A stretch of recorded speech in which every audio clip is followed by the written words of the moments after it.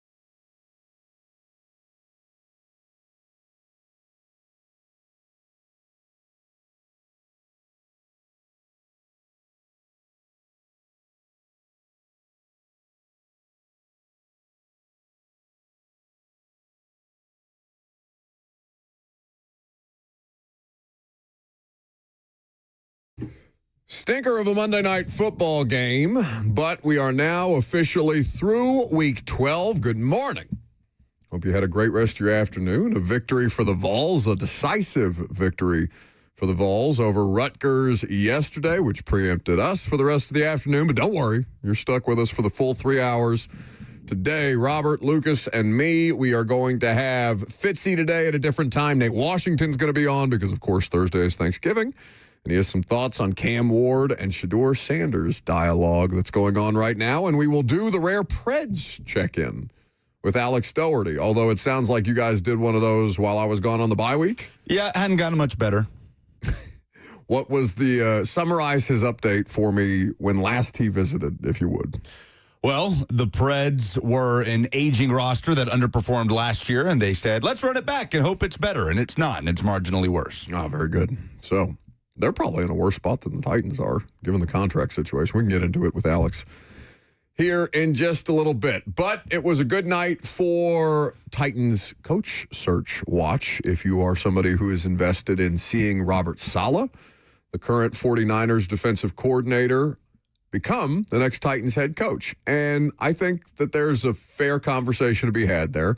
He's going to be a candidate that I'm sure several teams are looking at. Robert, your bestie, who do you like less at this point in your media career? Are you more out on James Prochet or Josina Anderson?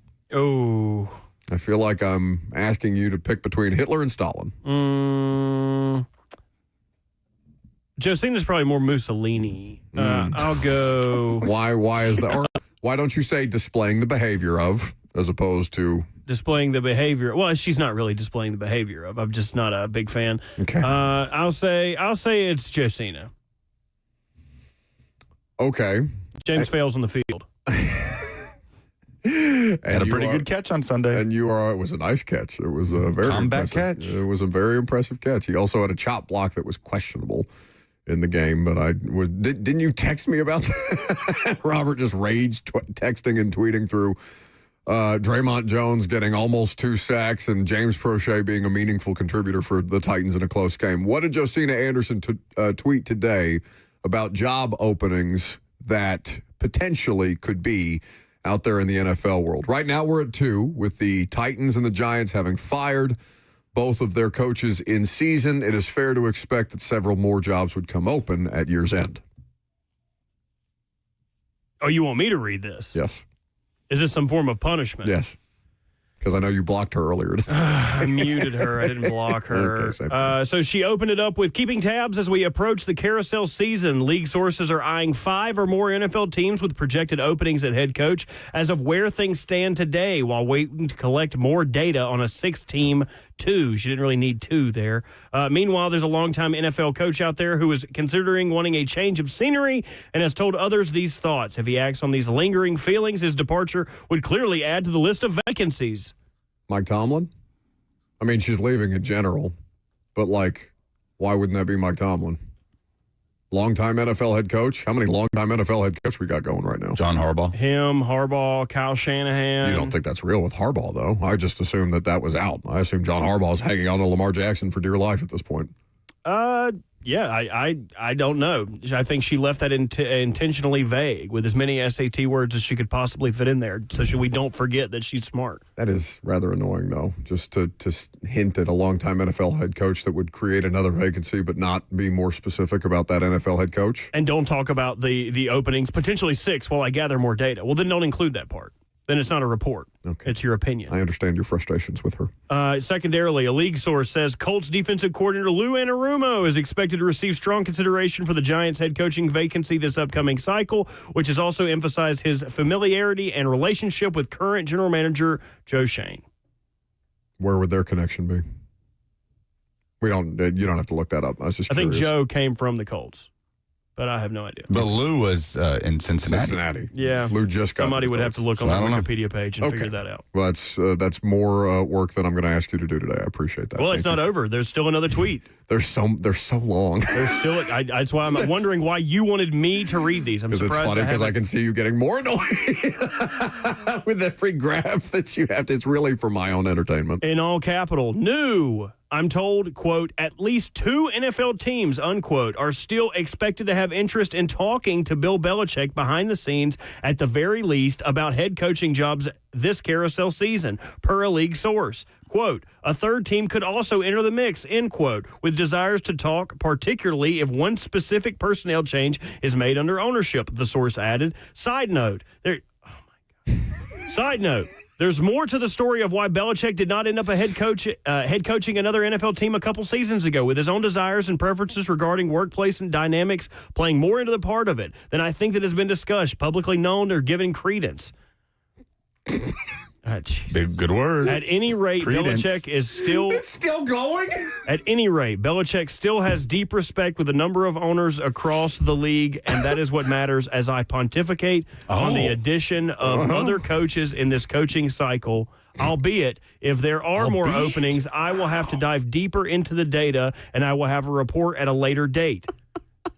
She didn't say that last part. I added all that. After pontification, that was... Oh, you added pontification? Yeah. It fit perfectly. Like, I could have easily believed you.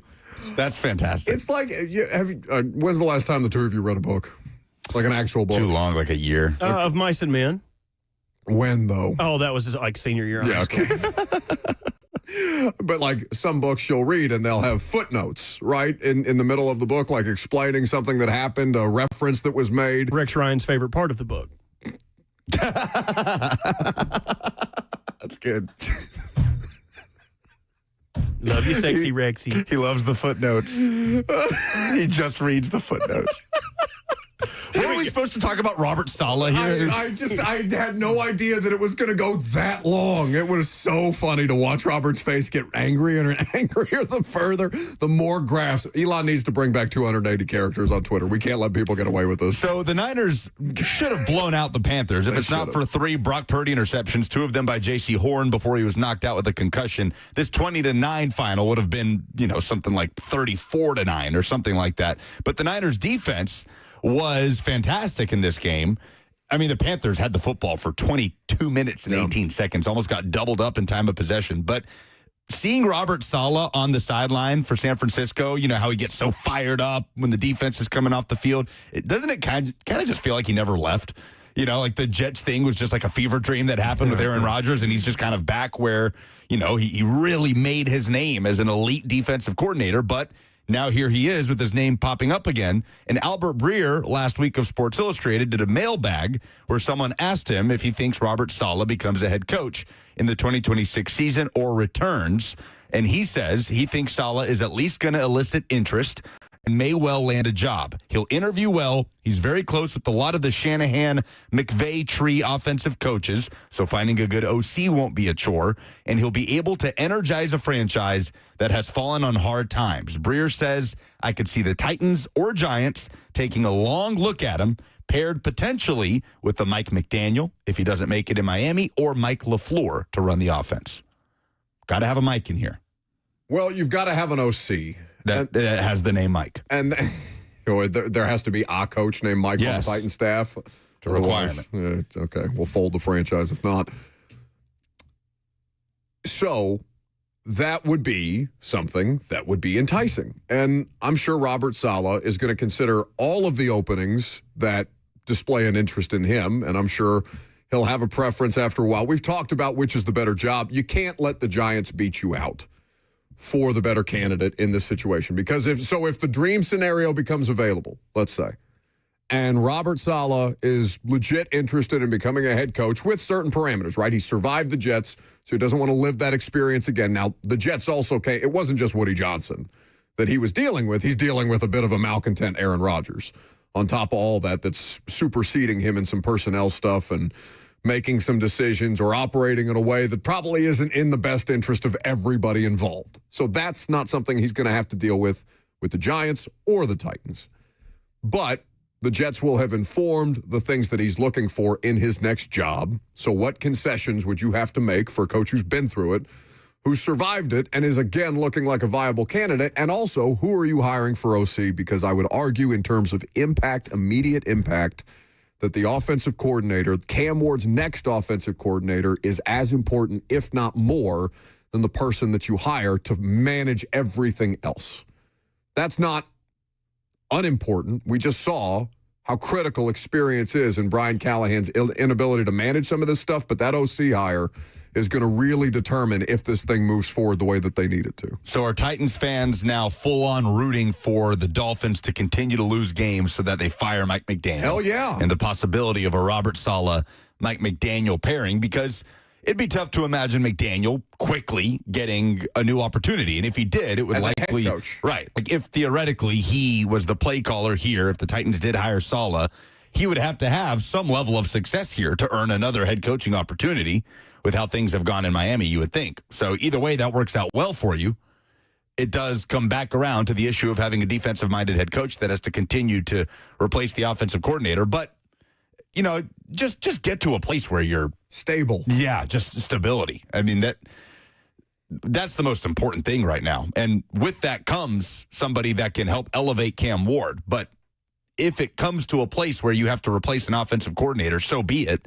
It means you had some success along the way, though that is the hardest thing to sustain for a defensive head coach, and obviously we've seen that firsthand here. Now, the question that immediately comes up, or at least one of the questions that immediately comes up in the F&M Bank chat, which I think is a fair one to discuss, David on YouTube, where you can interact with the show, Facebook, YouTube, Twitter, and Twitch. You can live stream us there. If you want to call us, 615-737-1045 is how you chime in. We're talking about this, obviously, because the Panthers and the Niners played last night. Robert Saleh is the defensive coordinator of the Niners. 20-9 was the final.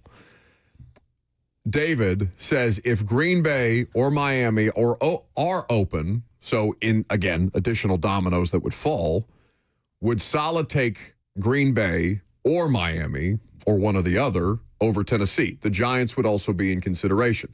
Now, we said that last go-around with the GM job. And theoretically, they hired the most attractive general manager candidate when we all looked around and said, I don't know, is somebody going to want to come in here and work with Chad Brinker or work under Chad Brinker in a very unique structure? The answer was yes, because they've known each other for 16 years, and they were comfortable with that dynamic. Brinker there was a blank slate, which is attractive to a general manager. The number one overall pick on top of a relationship with the guy that you would be reporting to, right, in your president of football ops, who Mike Borgonzi has said publicly is invaluable to him, i.e. Chad Brinker. So just because it looks like if you took the Giants job and the Titans job on face value and said, which is the better job, Giants wins. we don't know that that's a blanket statement because there's other things that have to be considered there that the coaches may have access to that we don't otherwise talk about. The relationships in the building, what's promised, what compromises are made from what control an experienced coach would have versus a first-timer. All these things have to be taken into account. It's going to be a fascinating thing to see how many different kinds of candidates they bring in here because they need somebody who has managed the situation. And again, it matters what else is out there from those qualified candidates to pick from. But Saleh's a good one. You really need Mike McDaniel to get fired. That would be the ideal circumstance. Like, that's the dream scenario, right? There's not maybe we're not talking like, is somebody going to want Clint Kubiak? Is Clint Kubiak going to take another OC job? Or is he just immediately going to want to be a head coach? There's a lot of different things that have to be talked about there. 615-737-1045 is how you chime in. Let's go to Luke in Clarksville. Hey guys, I don't like the McDaniel thing. No way. I mean, what As an OC? shown, yeah, what? Because okay, we're gonna have a playbook of 5,000 formations that all end in a screen to Tajay Spears. I mean, what kind of consistent offense has he been able to show you that would give you more confidence in him than bringing in Mike McCarthy? I like Saleh, but I think give me Mike McCarthy. Give me just a solid OC that can keep everything together. But if you get Mike McCarthy, you don't have to worry as much as about hitting a home run with the OC. So no, I'm out on McDaniel. I just don't think that would really be beneficial. McCarthy's shown that he can develop a quarterback stability and that he can lead a team. So I say give me Mike McCarthy and then figure the rest out after the hire. All right, thanks. Bye. Thank you for the call. Mike McDaniel has called one of the most efficient offenses before Tua started sustaining injuries and the roster fell to hell. Like, yeah, your roster's not great here, but don't just assume because Miami's offense looks one way that it would look the same way. Been very injured this year, but I don't necessarily fault his logic. Like, to have that opinion of prioritizing somebody like Mike McCarthy with the level of experience that he's had, I don't fault that logic. No, I'm not saying that McCarthy over Saleh is a bad option. I'm saying that Mike McDaniel's, I don't think that's fair criticism of Mike McDaniel. Yeah, I think he knows how to run an offense. Mike McDaniel has had great success prior to Miami. He has had great success in Miami, not in terms of playoff wins. I understand that. But if you look, when the Dolphins offense has operated at its best, it has been among the best offenses in football. Tua is, and statistics don't mean winning necessarily because statistics require context. But Tua, prior to the injuries that have accumulated over the last couple of years, has been one of the more statistically productive quarterbacks in football. 615-737-1045 is how you join in. We can get back to that later. Alex Doherty next.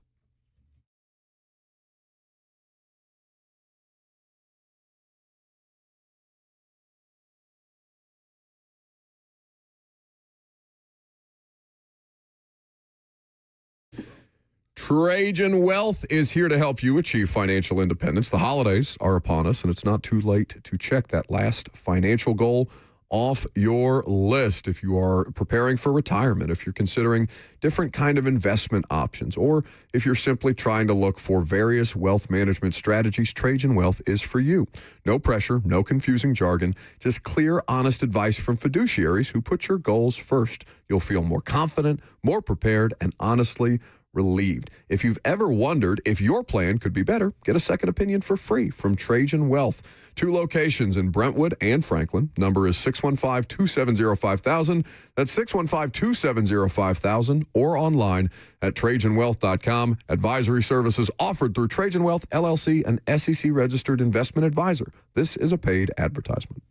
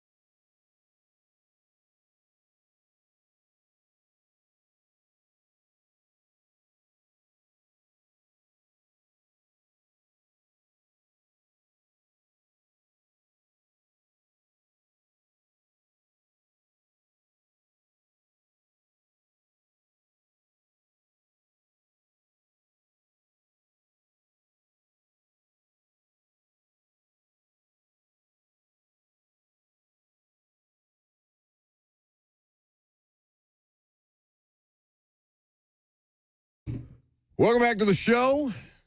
Fueled by Hattie B's Hot Chicken, the best hot chicken in the world. The Preds got routed last night, 8-3 at Bridgestone Arena. They're not having great success so far this season by any stretch of the imagination. And Alex Doherty was tweeting some very shocking stats last night. At Alex Doherty 1 is where you can follow him. He, of course, covers the Nashville Predators for the Tennessee, and apparently Alex visited with Robert and Lucas while I was out on the bye. Buddy, it's good to have you back. How are things? How are you? It seems like we share a similar experience on a week-in, week-out basis with these two professional teams. But the Preds, I can't imagine how quickly this has all fallen apart for them, or how poorly all of this has gone since they've tried to fix it. Yeah, the only difference between me and you, Buck, is you're, 75% of the way through the season, only a few games left, and I've got about 60 left. So 60 games like last night on the schedule, taking me all the way through April. So it has been so miserable. I thought last year was bad. It is worse now.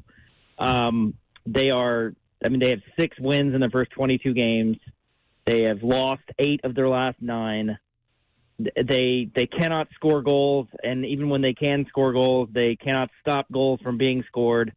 Last night, UC Saros gets pulled. He gives up 5 goals. It's like the 4th time that's happened this year. So in the first year of an 8-year contract, UC Saros looks like he's already ready to hang him up. So it's like everything is just not good. And now it's, we are seeing – we had an interview with Barry Trotz last week that basically it sounds like there's not really any changes coming, other than possibly, eventually they'll probably trade some people, but no real, systemic changes seem on the way anytime soon. Just that aside that you had in there, the 4th time Saros has allowed 5 goals this season. Alex, your tweet included the 3rd time in just the month of November alone.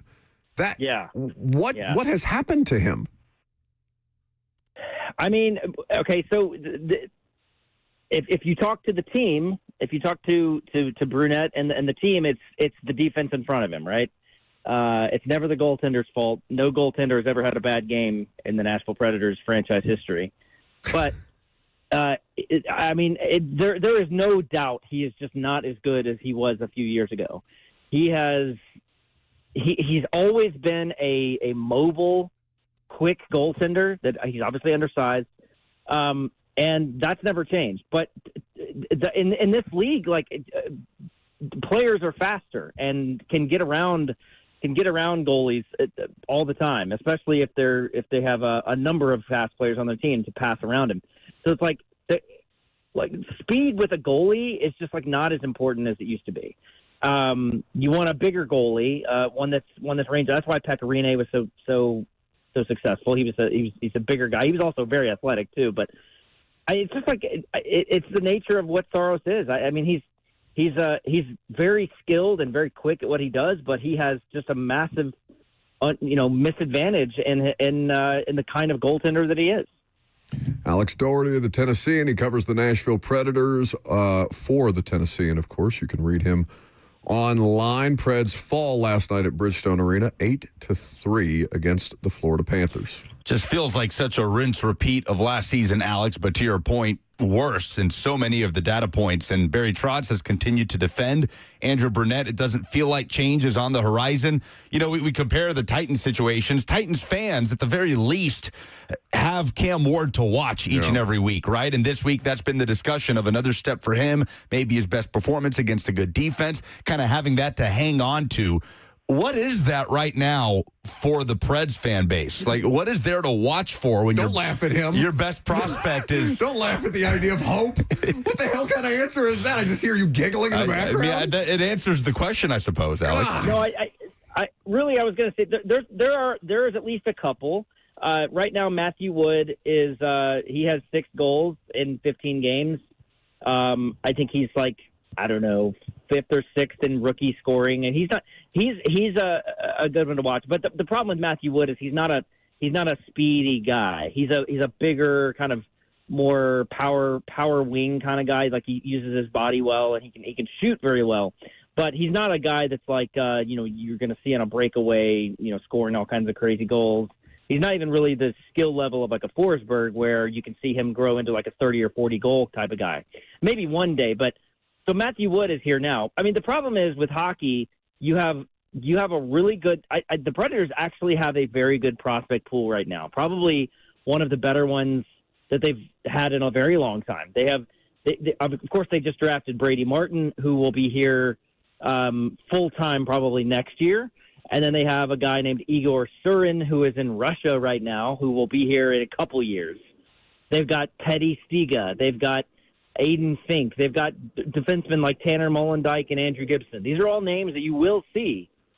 But I'm telling you, it's going to be like 3 or 4 years before those guys are full-time guys here in Nashville. And you're just not going to that does not work for this particular, sports audience in Nashville, right? Like, hey, just wait until 2028. Then I don't know. They've been waiting for their football team for 4 years now, too. It may work. Yeah, that's true. But with hockey specifically, where things just operate on this glacial pace, where you have to wait forever for a player to emerge. Now, I will say, if things continue to be as bad as they are this year, and they get the number 1 overall pick, there is a player named Gavin McKenna, who currently plays for Penn State, who is a legitimate scoring, high elite talent player. He is not a center, he's a wing, but he's compared to players like Patrick Kane and Artemi Panarin, very, very solid scoring winger. So, if they get Gavin McKenna, there will be butts in seats ready to watch Gavin McKenna next year. So but again, there's luck involved. You got to get the draft lottery to go your way, and that didn't happen last year. So that's not even a guarantee now. But yeah, there is some hope, but it is really slim. And here we are, it's about to be Thanksgiving, and hope is just a memory at this point. Hope is a memory. The Nashville Predators 2025-26 season. Hope is a memory. I don't ever want to hear how bad I am about the Titans. Hope is a memory is crazy. Alex Doherty of the Tennessean with us. All right, so I tweeted you last night because I look up every once in a while, I see their results, and I'm stunned. I'm stunned that this coach, Andrew Brunette, still has a job. And again, I know nothing about the circumstance. Alex, I haven't watched a full game through all year long in full transparency, so I understand I got some blind spots here, and it just can't be fire everyone. But the idea that your explanation for why this coach still has a job is because Barry Trotz, the former coach of the Preds, now GM, is a former coach and doesn't want to do that to a fellow coach is not acceptable if I'm a fan and hear that logic. And then my follow-up to you on Twitter was, why isn't Barry Trotz in danger of being fired? And I guess because Bill Haslam is just now taking over, so I assume he's putting together a representative sample size of the people in charge. But is this not as much Barry Trotz is doing as anyone? Yeah. Let me say first on the Trotz thing.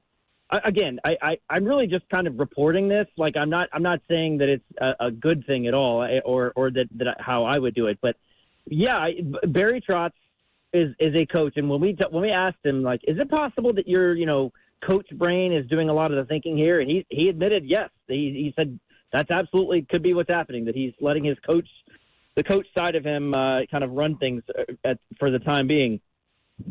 I think that he does know what good coaching looks like, and I think he just feels that Andrew Brunette and his coaching staff are doing everything the right way and doing it how he would do it, and that the players are the ones that are to blame. So then, when you ask questions to him like, well, isn't it the coach's job to get more out of the players? He says yes, and they share responsibility. Coaches share responsibility. And he also says that he shares some of the responsibility for what's going on. I think if we're really being honest about the blame pie here, I think that Barry Trotz has to get probably most of it just because of what he's done to the roster. He's signed all these big contracts that are unmovable. He's built a roster that just doesn't connect at all. And you can't, in the NHL, you just cannot build through free agency. You have to build through the draft. and his decision to sign Saros as opposed to go with the younger goalie, just the timing of that didn't ever make any sense.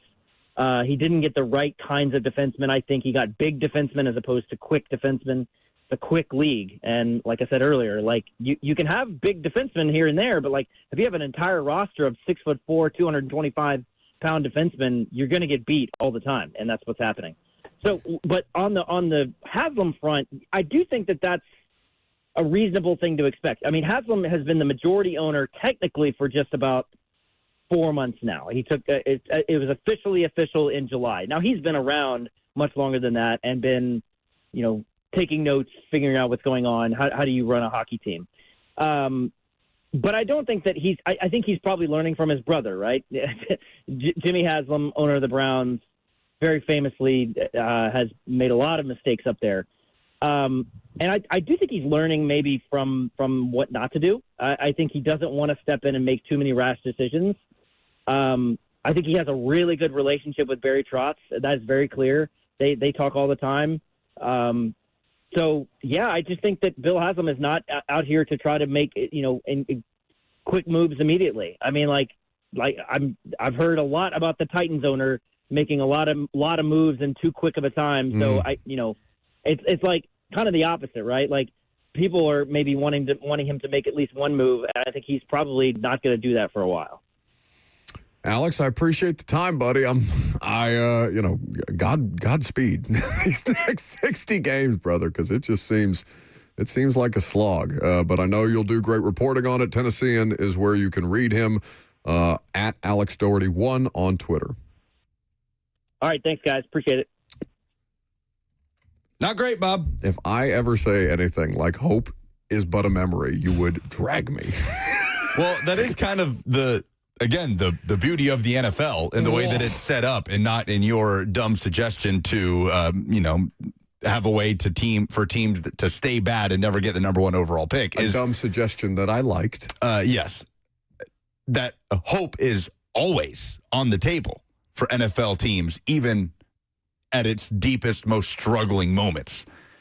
This feels like a tough way forward. Like to Alex's point, the pace at which you develop your young players in the NHL and the time it takes for them to make that impact makes it so much harder to see down the road the hope, the beacon of light that is a reason to keep coming back to games, to keep spending money in downtown Nashville to go to these games. That's what I'm saying. Like, when's the last time you've been to a Preds game? Some point last season. I have not made it out there yet this year. I went to the opener last year, the home opener, and that was the last one I went to. It's just, I mean, hockey at least is more fun on face value, like as an experience, than an NFL game. So I guess you could say that but I mean, that place is a shell of what it used to be in terms of the atmosphere.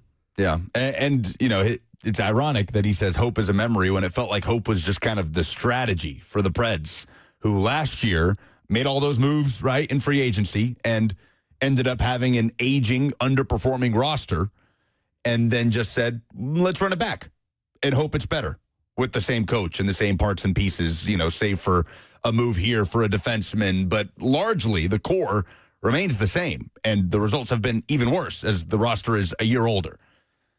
So it's unfortunate that this feels like it could have been predicted, but here we are. Well, the UC Saros thing, though, I mean, that's just so glaring. Anyway, if you want to talk about good sports things, Tennessee basketball absolutely handled Rutgers yesterday, 85-60 in Las Vegas. They will play Houston at 5 p.m. today, which is going to be as good a marquee matchup as we have had to start the college basketball season. I thought, did you watch the rest of the game at home? Because we started the first half at a local establishment. Yep, finished it out. Tennessee cruised in this game. Second half, it was all but decided the whole way through. And Jacoby Gillespie with a statement of a performance. The Greenville native obviously started his career at Belmont before going to Maryland and now at Tennessee. 32 points on 11 of 20 from the floor, 6 of 10 from 3, 4 assists, a pair of steals. And he just took over this game, honestly overshadowing a really nice 20-point performance from Nate Ament. So that duo is going to kind of carry Tennessee forward this season with a lot of depth in the front court.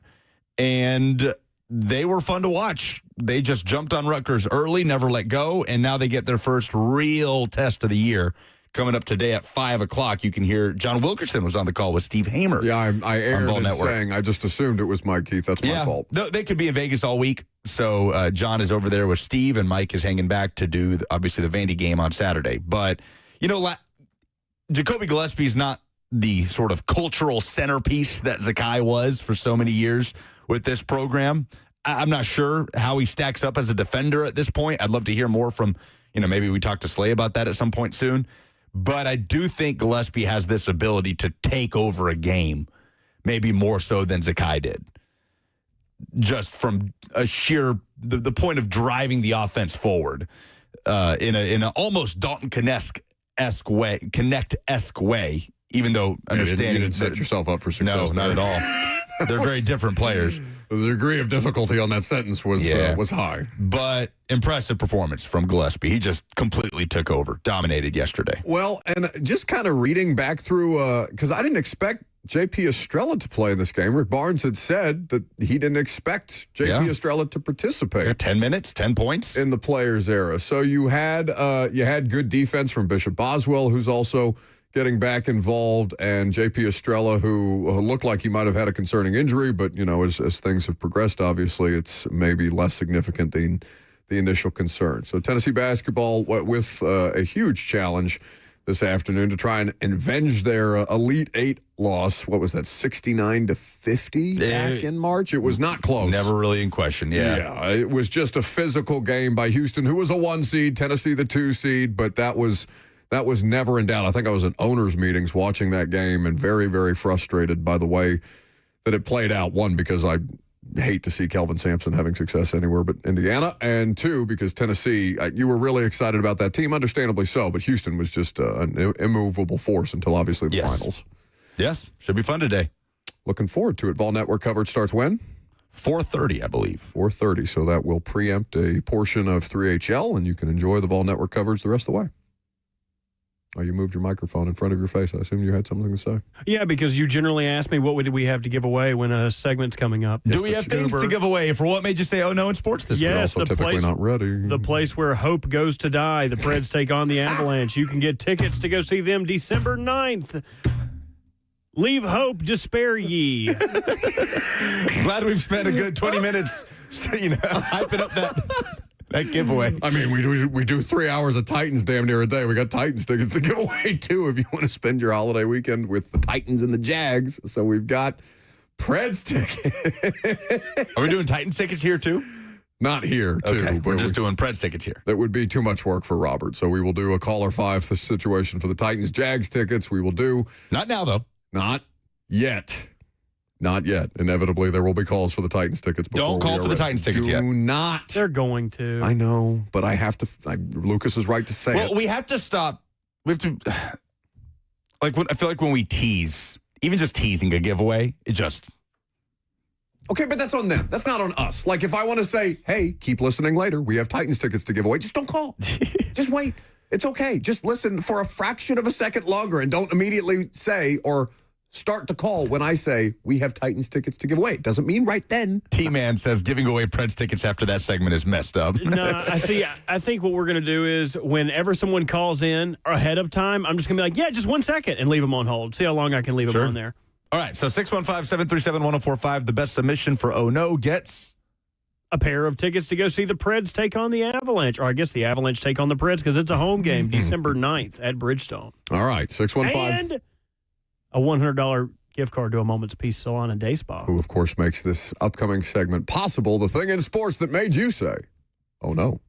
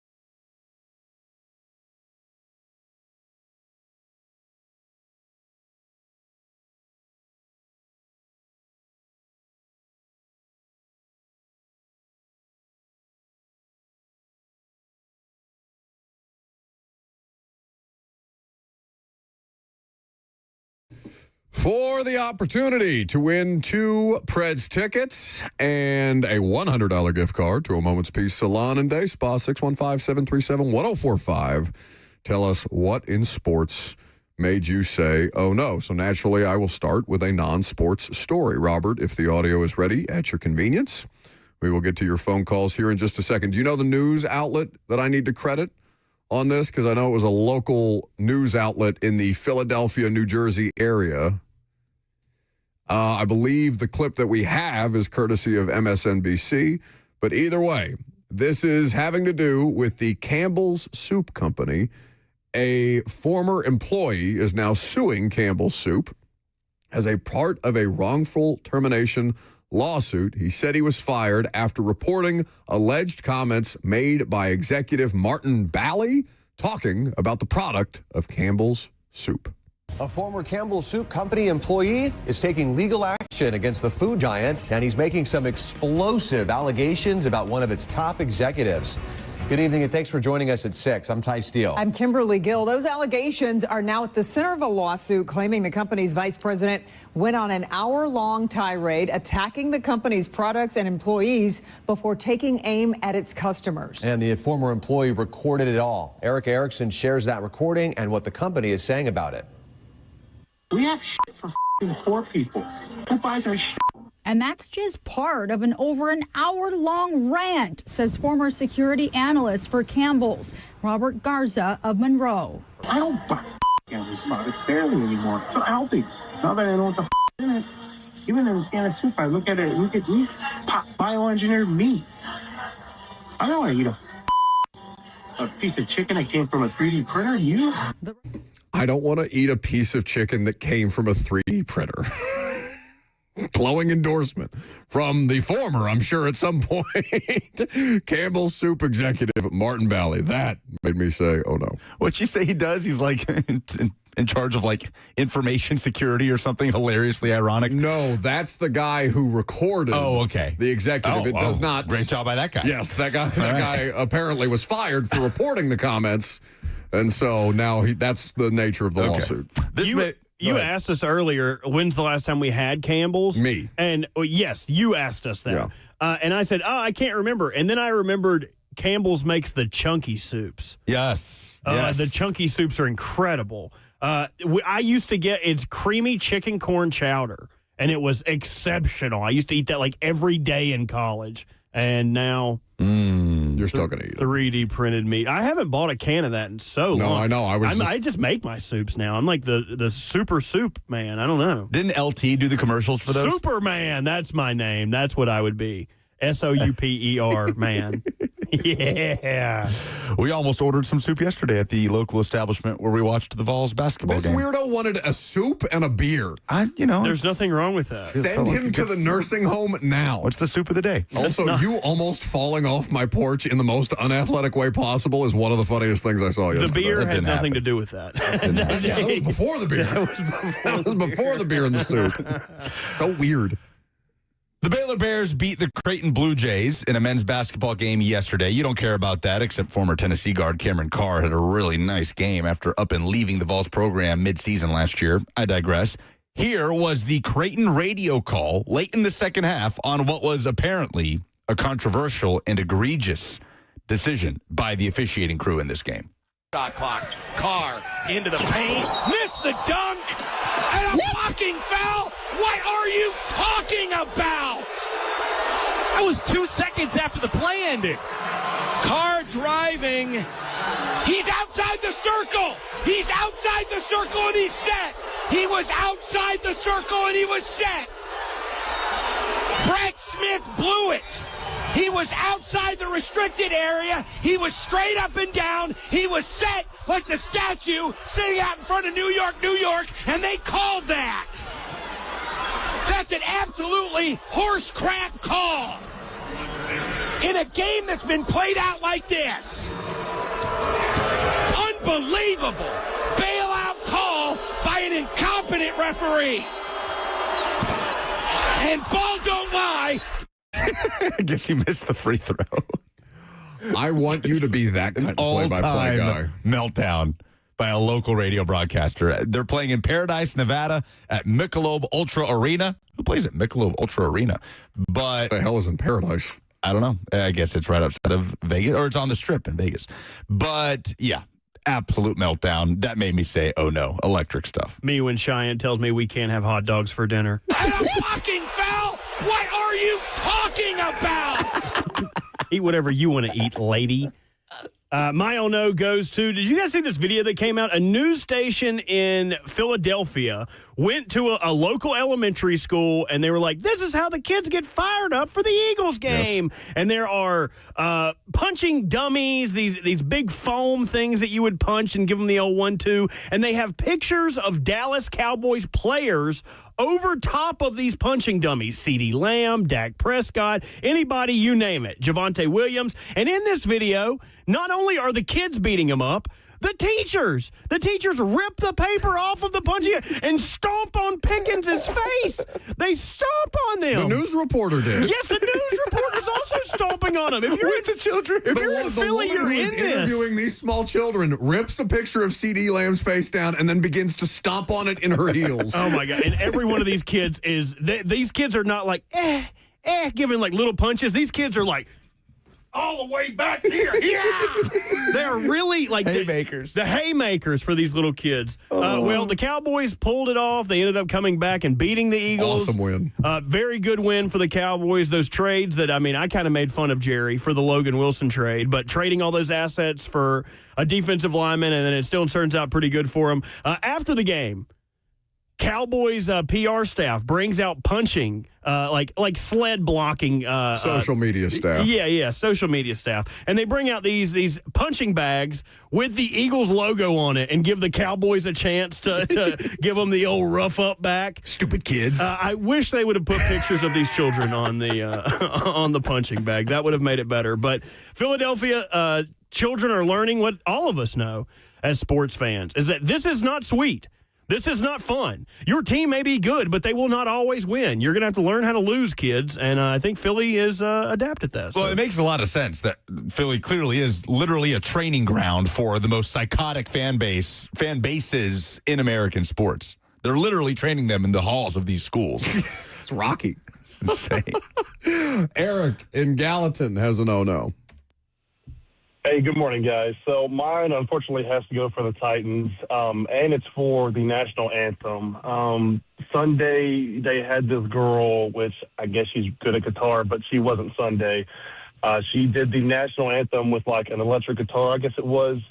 It's hands down the worst national anthem I've ever seen, and that tops Fergie and the MLB All-Star Game a couple years ago. It was objectively just terrible. You couldn't understand it.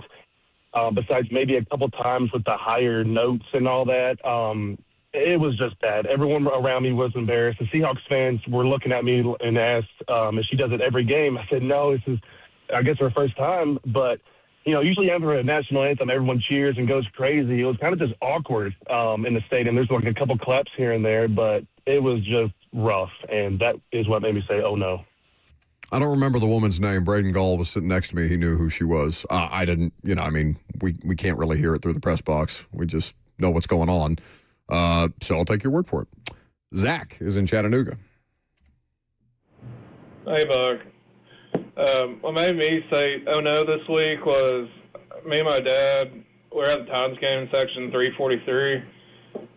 There's this one Titans fan who absolutely lost it the entire first drive of the game. After that, he was dead quiet. I think he was about to pass out. But what made it even better was after halftime, I realized it was Titans fan legend Mitch Firkins. Oh. So being around him is what made me say, oh no.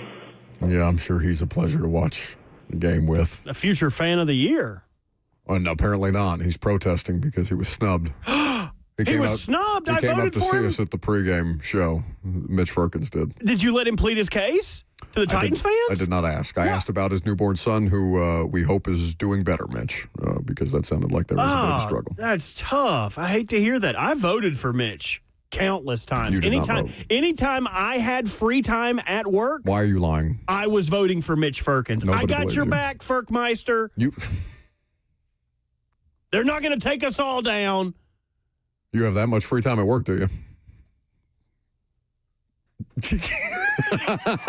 Steve in Shut you up Nashville. real quick. Steve in Nashville with an oh-no. Steve, what you got? Hello, Buck. Hey, listen, maybe the CEO had a bad experience with being with bacon soup. And it does say a lot for why there's actually a jail at the link if they're trading them that young. But listen, the only thing I got for oh no is finally the Titans play well enough. Go and tie it up. And we're sitting there. It's so climactic. And guess what? The kick doesn't go 10 yards. Oh, no. Yeah, the onside kick at the end for the opportunity to tie it. What was there was a penalty called, like illegal touching, I think is the call? because it touched a Titans player before it went 10 yards. 54, I can't remember his name. Mousy, I believe is the linebacker's name. Is it Kathleen? That's correct. Yes. It's a Hi, weird y'all. spelling, Robert. How are you, Kathleen? Go ahead. Oh my God, how do you spell it? That's how you told me to spell it, Kathleen. You didn't ask me how to spell it. It's all right. What you got, Kathleen?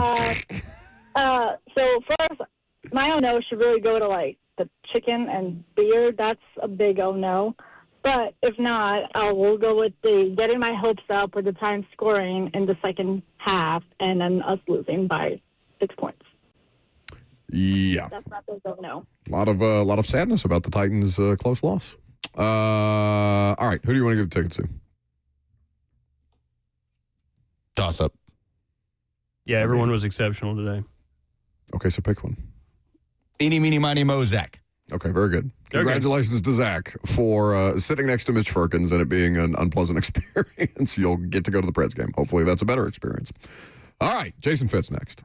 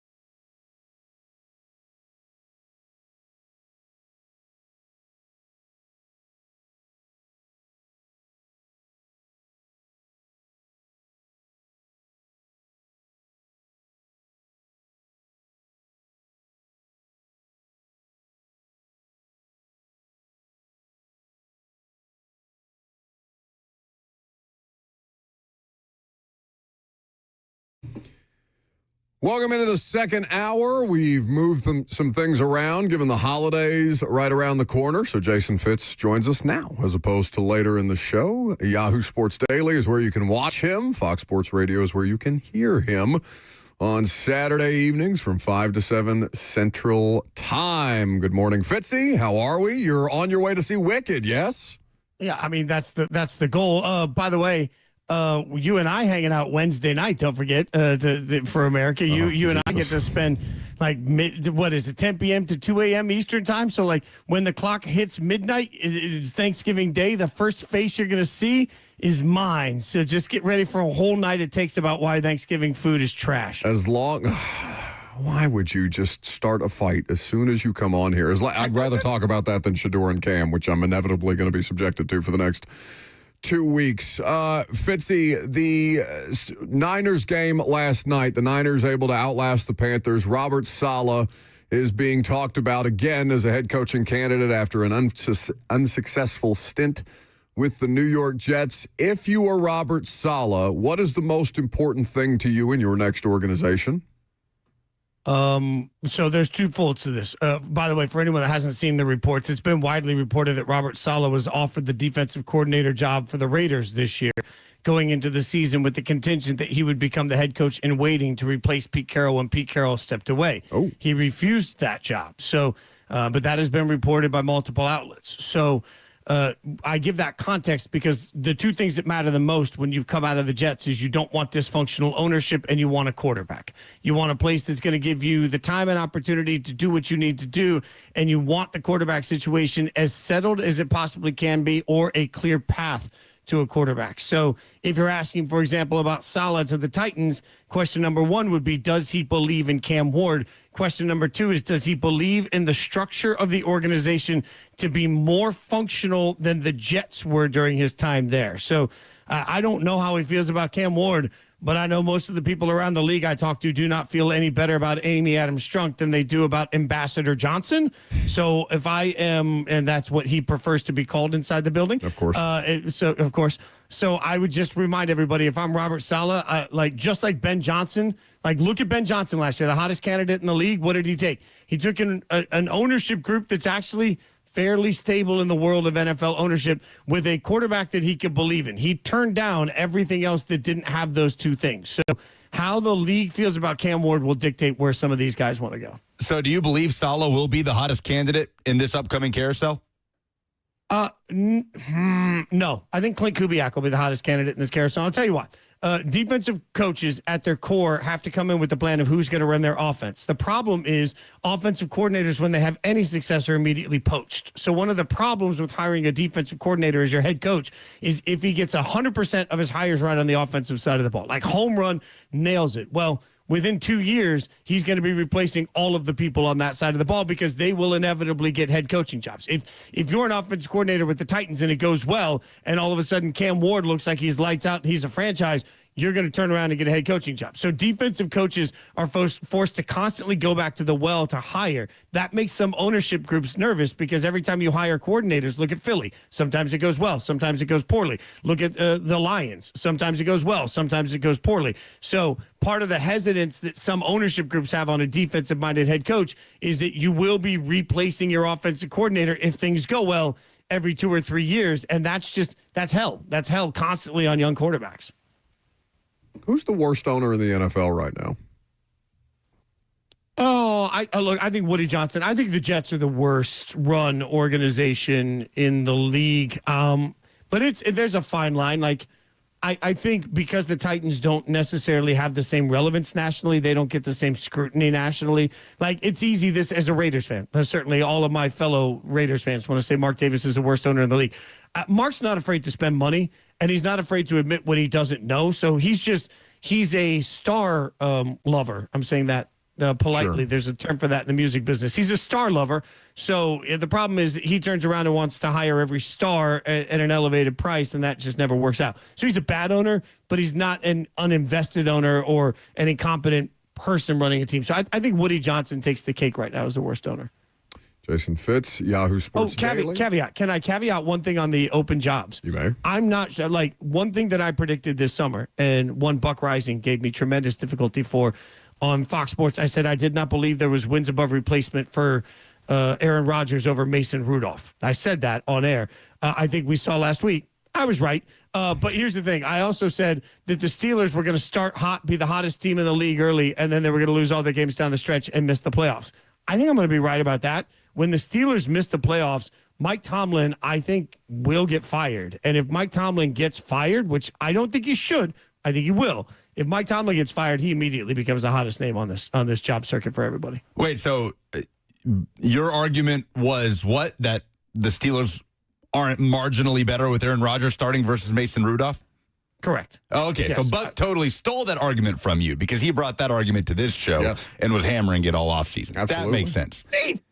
At the time, he actually said on national radio, "Are you about to do this? You're really going to say that?" But you know what? I think the bigger part about this is that, like, now more than ever, and y'all can appreciate this being in a college football market, I think who you play needs to be a bigger conversation coming into the season than ever before. And as we look at teams that are good or bad, like, are the Bears actually good, or are they just beating up on the worst teams in the world? The Patriots at least have a couple of wins that you could lock onto, but I'm not sure that they've really played anybody that tests them. Who you play matters. The Steelers started with a really easy schedule, and they end with a really hard one. So that's why I think it was wildly predictable that the Steelers would start hot, everybody would fall in love, and then they'd fall off just the way they are. Well, also, he looks horrified by contact right now, Aaron Rodgers. Like, he's just... And understandably so. He's an old man with a wrist fracture. I wouldn't want to get hit either at his age. Jason Fitz, Yahoo Sports Daily, here with us on 104.5 The Zone. What is the topic that you think we will be talking most about tomorrow morning after the latest release of the college football playoff rankings?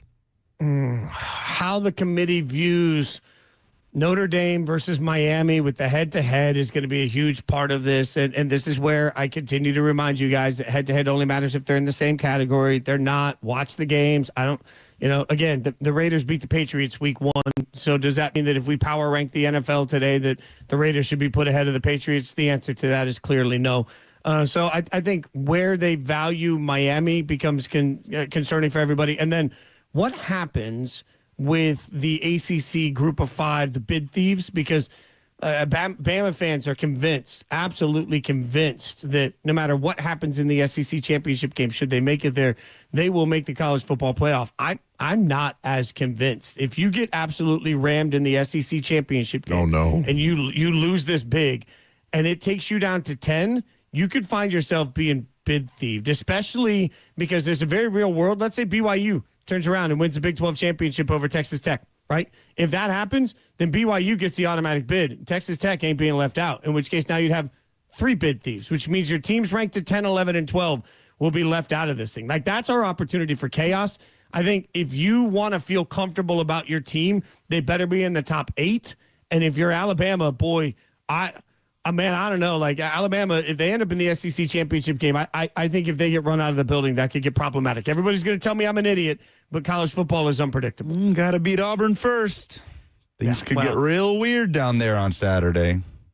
I mean, look, if Alabama comes out and loses to Auburn, then they don't belong in the college football playoff, and it's that simple. Like, Auburn then is going to decide to hire a coach that probably isn't really going to be the world beater just because, hey, we won the Iron Bowl, right? Like, this is what happens inevitably. But I mean, this is what's weird about this year. Like, Buck, you and I, when we were on Fox last week or 2 weeks ago, we were talking about the possibility of certain Big Ten teams that could make it out. I think what we all have to acknowledge, whether you're an SEC fan or a Big Ten fan, is you have to acknowledge that this year, because of bid thieves from the Group of 5, because there will be a bid thief from the ACC, 2 teams that are not going to be ranked, and then there's the possibility of a bid thief in the Big 12. It gets ugly for everybody in this process, which is why I just wonder after the season if college football won't reconsider automatic bids and they might force a team to finish in a certain, like, hey, you got to finish in the top 20 to actually get your automatic bid. At Jason Fitz is where you can tweet him if you disagree with him. Oh, sure. Tell Bama fans that now. Thank you so much. I appreciate that. Enjoy. See you. I'm so glad you reminded me that we're working tomorrow night because I would have absolutely abandoned you and gone to bed. Well, you got to wait and drink the bourbon until 2 a.m. 1 a.m. your time. Tequila, not bourbon. See you, buddy. Oh, come on. It's Thanksgiving. Yeah, that doesn't matter. Oh, I didn't know if it changed your alcohol decisions. Come on now. Do holidays change people alcohol's choice? No, surely not. Oh, Have you ever 100% heard they of do. eggnog? Yeah, people don't turn around and drink margaritas on Christmas. That's Yeah. not a traditional Christmas drink. You drink like eggnog with like 52 different things in it. Like you drink bourbon. Drink the brown this time stuff of on the- Christmas. Yeah, 100%. Okay, get out of here. I'm done with this conversation. You're probably just filling all of your bottles around the house with Kentucky Gentlemen or something like that. Get out of here. You're right. I 100% am straight out of Costco. Happy Thanksgiving to everybody on this show, not named Buck. Love you all. See you, Fitz. Love you. Fitz. That's Jason Fitz. We will be filling in for Ben Maller tomorrow night on Fox Sports Radio. Yeah, nobody cares. The thing that I don't like is that you are doing things with him that you did with us, and you are doing things that you did with us with him, and you are just mix matching your radio mistresses, and it's not fair. I'm talking way too much. If I don't steal from one thing and provide content to another, I would be working harder, and I'm not going to do that. When I start hearing you do weekly positivity on Fox Sports without me, I'm going to be insufferably upset. Do you know that Fitzy is so prone? You guys think I'm hyperbolic? Like, Fitz will say some wild stuff on occasion, and I'm the one who has to back him down, which is a crazy dynamic for me. I'm not used to that. But I'm sorry you feel cheated on. I do. 615-737-1045 is the number. If you would like to join in, you have headlines? Yes. They're next.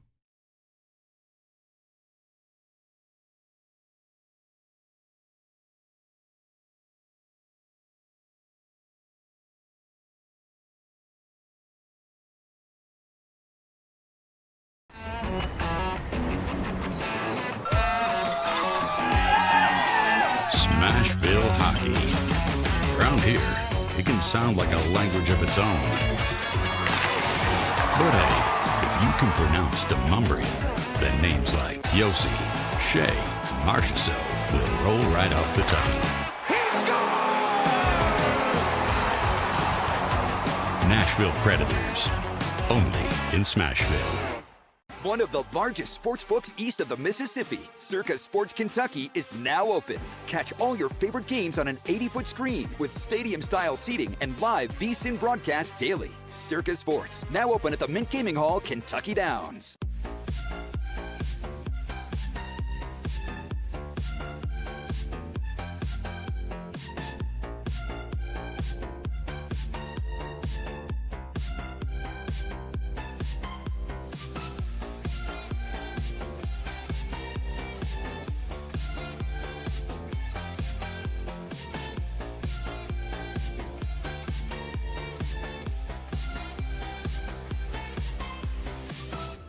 My dad and I used to golf together all the time, but when he hurt his back, it was over. To have your son want to spend time with you is amazing. That's why my chronic back pain has been so heartbreaking. Surgery, fused bones, long recovery. No way, not for me. A friend recommended stem cells, so I gave Kellum Stem Cell Institute a call. I'm glad you're out on the course. Yeah, it's really good. Call the Kellum Stem Cell Institute today. Swing still looks just okay, though.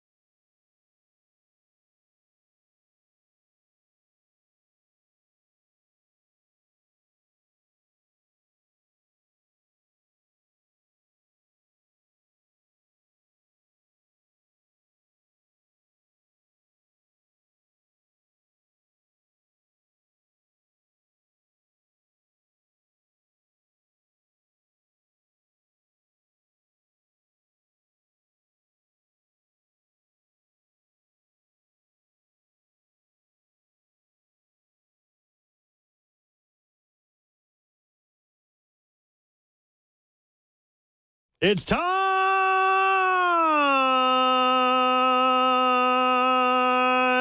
for NFL headlines.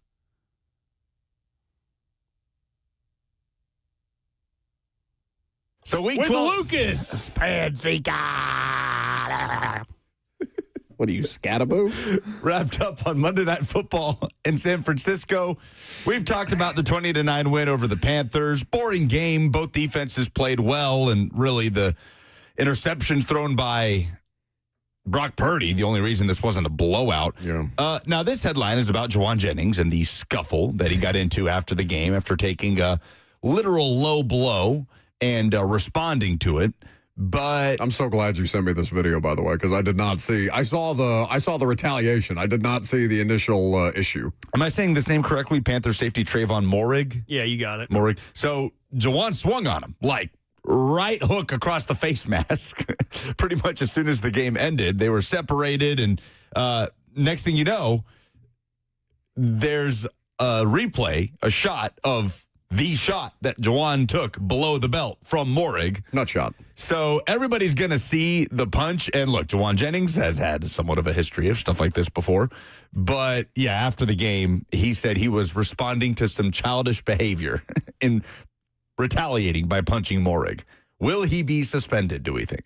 I bet he gets fined. I bet he's not suspended. Will Moehrig get fined, do we think? Yeah, if the internet has access to those angles and they see that it was a retaliatory situation, like that is the definition of a cheap shot. The guy has no business. I mean, not that you have any business doing that anyway, but like you hear about the kind of things that football players will do to one another when they're in a pile trying to recover a fumble and stuff like that. This dude's just doing it in the light of day and expecting nothing to happen to him.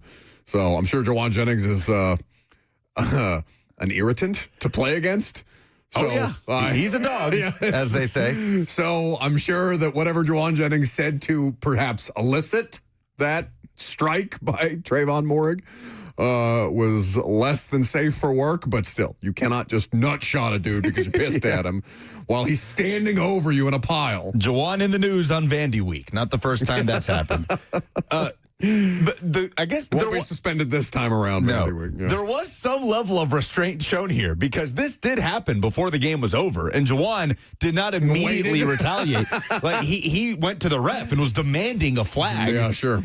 And then the game ended, and then he took care of business. Oh, so that's kind of worse. He didn't cost his team yardage. That's premeditated. No, Kyle Shanahan said if he would have responded in real time, then it's a little more excusable. The fact that he waited around and then swung on the guy. Kyle Shanahan said he was proud of Jauan for not losing his mind during the game and just getting back to the sideline. And then Jauan said, I'm going to take care of this postgame. I like that. See me outside. What kind of discussion is there in San Francisco about the quarterback position right now? Because Brock Purdy, man, I hate to say outside of the 3 picks, he was okay. He was efficient, right? But, man, Mac's been better. Mac Jones has been better. I mean, it's the same kind of thing. And they're still winning. The problem is how much they just paid Brock Purdy. Like, Brock Purdy just got that deal.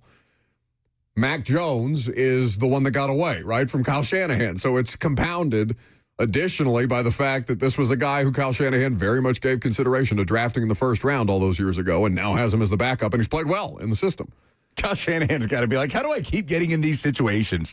The guy that we made the investment in against this scrappy dude out of nowhere that's playing better football. It was the case with Purdy when it came to Trey Lance, and it may be the case with Mac Jones right after they pay Purdy. I mean, it's the kind of thing that Houston's going to be up against soon. If Davis Mills keeps winning and C.J. Stroud is standing off to the side, a less efficient version of what you're getting.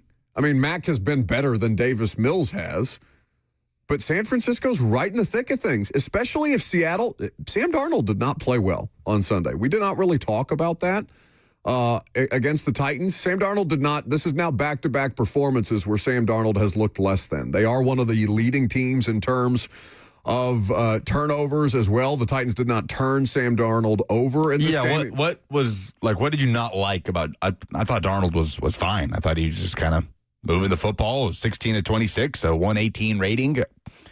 I didn't come away thinking. I thought he was bothered. He did not look comfortable back there. You could tell that the Titans were actually affecting him, even if they weren't getting home the way that they have in the last couple of games. I thought he was uncomfortable. That's the second straight game. It's kind of like the back-to-back situation that they had at the end of the season, and this game he won, right? He was fine. But Detroit, and who was that? Detroit and then the Rams in the playoffs made Sam Darnold look mortal. He's looked far more mortal these last couple of weeks than he has as throughout the course of the early part of the first third of the season. I guess we're at the halfway point, or over the halfway point at this point in time, or 2/3 of the season is how I should say it. Sunday Night Football was also a stinker. The Rams dominated the Bucs. 34-7 was the final. Baker left the game after halftime. So it was a low-grade AC joint sprain in his left shoulder. The news today is that the MRI has shown no additional damage, and the general feeling is that he did not sustain a more serious injury. His status for the Cardinals game coming up this weekend is uncertain, but it's nothing long-term. And it was a weird play where it was a Hail Mary. First of all, the Bucs had it like on their own 35. So the play started to develop as a Hail Mary. I'm like, there's no way he's going to get this to the end zone. Right.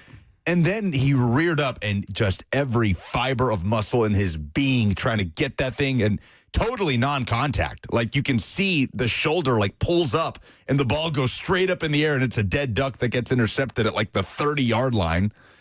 And he misses the rest of the game. Teddy Two Gloves has to finish it out. And the Bucs are on a bit of also known as Teddy Bridgewater, if you're unfamiliar with the nickname. Everybody's got to be familiar with that nickname by now. The Bucs started 5-1 this year. Baker was an MVP candidate, and now here they are. They're sliding a little bit. They've lost their last two. They've only won one game since early October. Yeah, they've lost 5 of the last 6. This happens, right? They're hurt. He's hurt. The wide receivers are hurt. Excuse me, lost 4 of their last 5. Chris Godwin has not paid off the return on investment that I know they got a hometown discount because, honestly, New England's probably lucky that they didn't give him all that money, because imagine that conversation in Boston if Chris Godwin is seeing meaningful snaps and producing the way, or not producing the way that he has this year in Tampa. It's just not been good. And, of course, Mike Evans has missed time. They've still got Ibuka out there, but they've had a tough schedule, too, in the last month and a half. Yeah, so injuries compounded with tough schedule, compounded now with a quarterback who's got a bad shoulder or a banged-up shoulder. It's not a winning formula. Yeah, schedule lightens up significantly after a stretch run where they played the Seahawks, the Niners, the Lions, the Patriots, the Bills, the Rams. Now they finish out with Cardinals, Saints, Falcons, Panthers, Dolphins, and Panthers again. So they should make the playoffs. I would think so. At the very least, they are in the driver's seat to win the NFC South, and the Panthers, I guess, hurt themselves with that game last night, but I don't know. That division is still very much up for grabs, I would say. The NFC South, the Bucs at the top, 6-5. Yeah, who's threatening them right now? Carolina, 6-6? Carolina, 6-6. Yeah, Tampa has a game in hand there, so we'll see what happens with Baker and the Bucs in what could be a tightly contested division down the stretch. Panthers a fraud?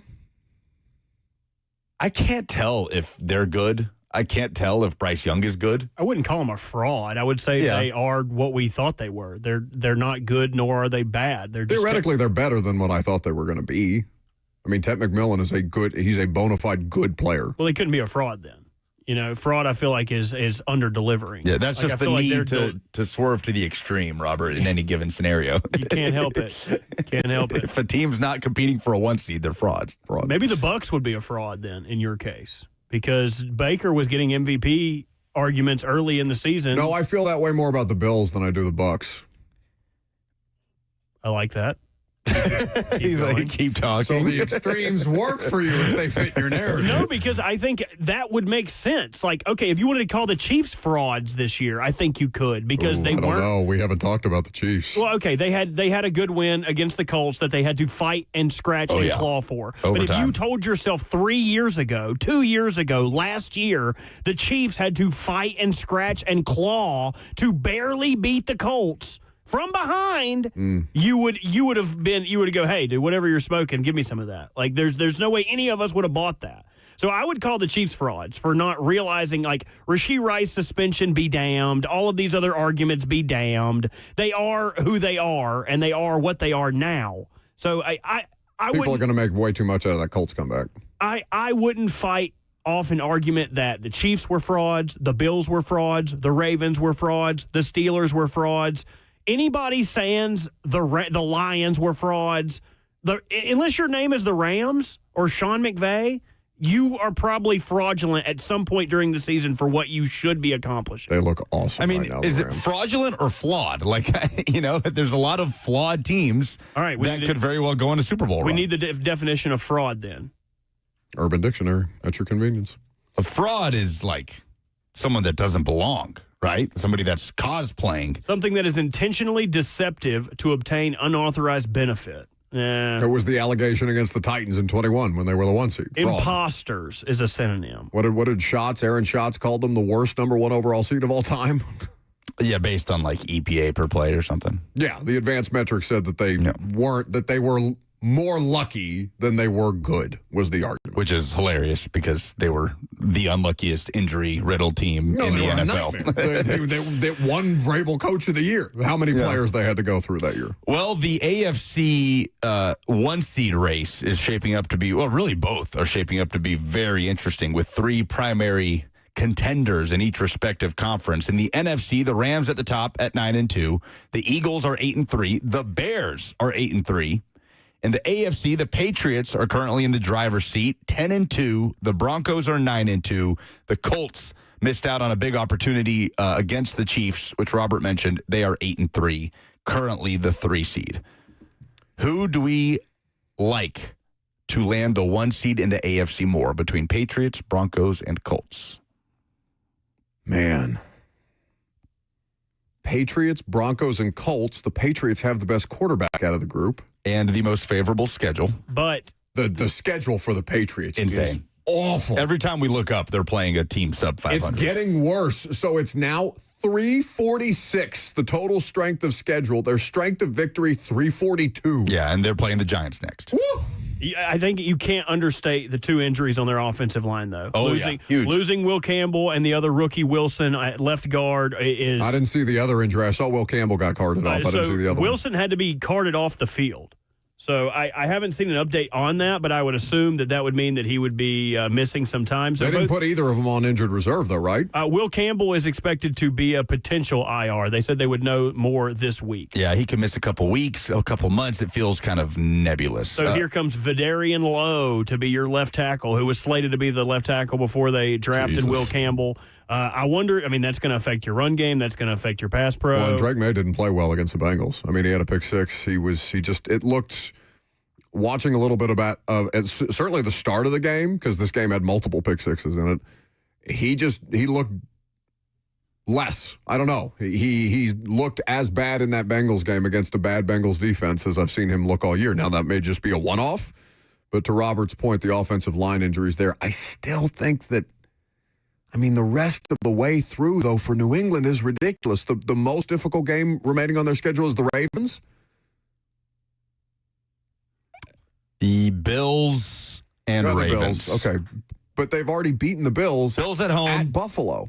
Yeah, but I think it'll be tough to sweep the Bills. Bills at home, Ravens and Baltimore, back-to-back. Other than that, it's cake. It's Giants, Jets, Dolphins. And Broncos don't necessarily have, they kind of have the 2 big powerhouses to go along with some other middling teams. They have the Commanders and the Raiders the next 2 weeks. Then the Packers, who I think, if we're throwing fraud alerts out there, I don't know if I just don't know what they are.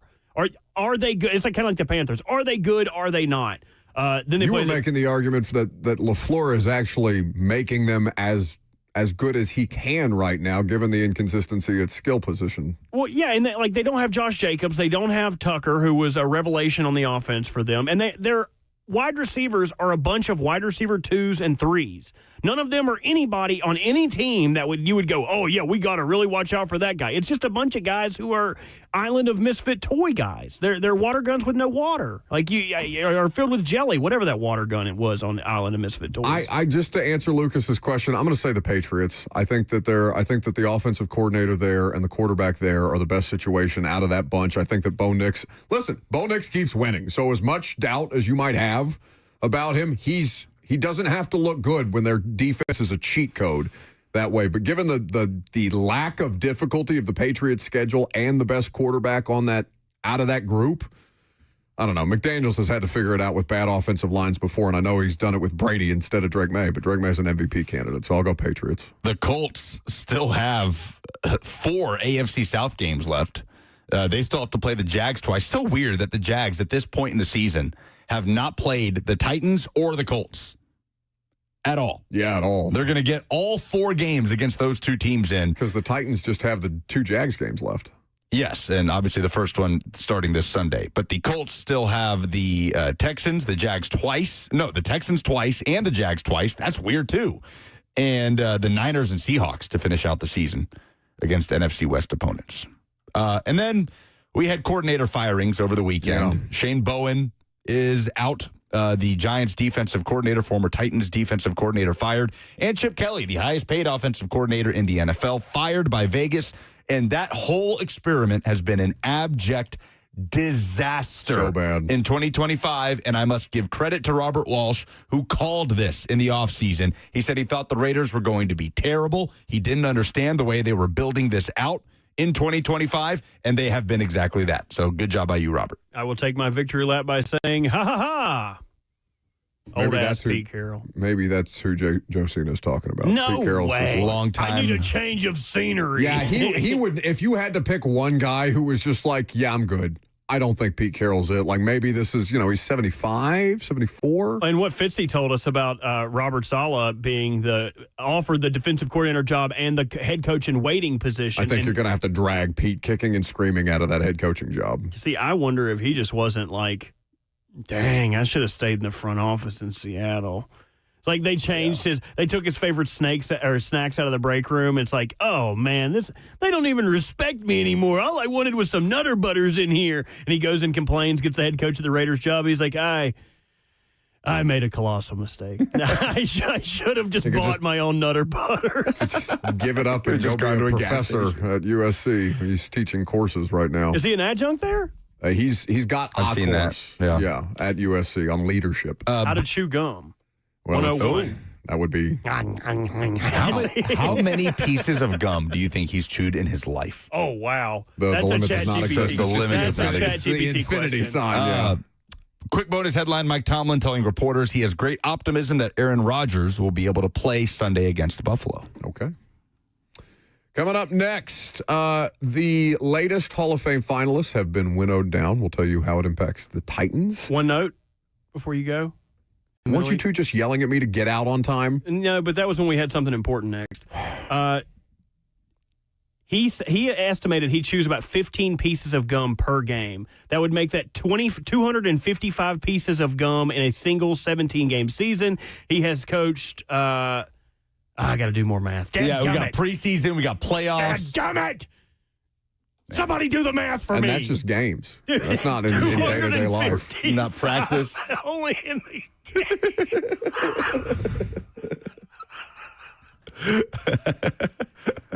Hall of Fame talk next.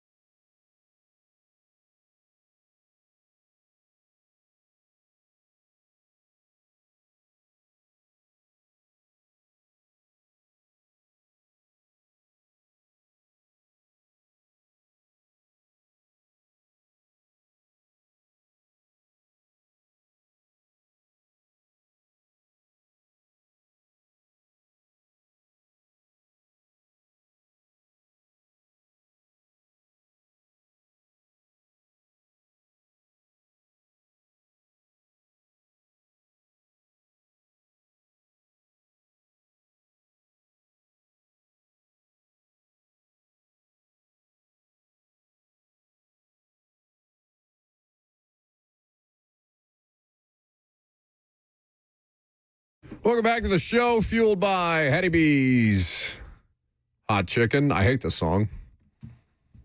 I feel like this is one of the songs that ESPN's college football coverage ruined for so many people, like one of the ones that they ran into ground. Imagine Dragons is probably a Hall of Fame nominee for songs, although just not a, I don't know, is anybody among us an Imagine Dragons fan? Like, I feel like they're not even real. Like, they're AI before AI was actually a thing. Yeah. I agree. Yeah. Sure.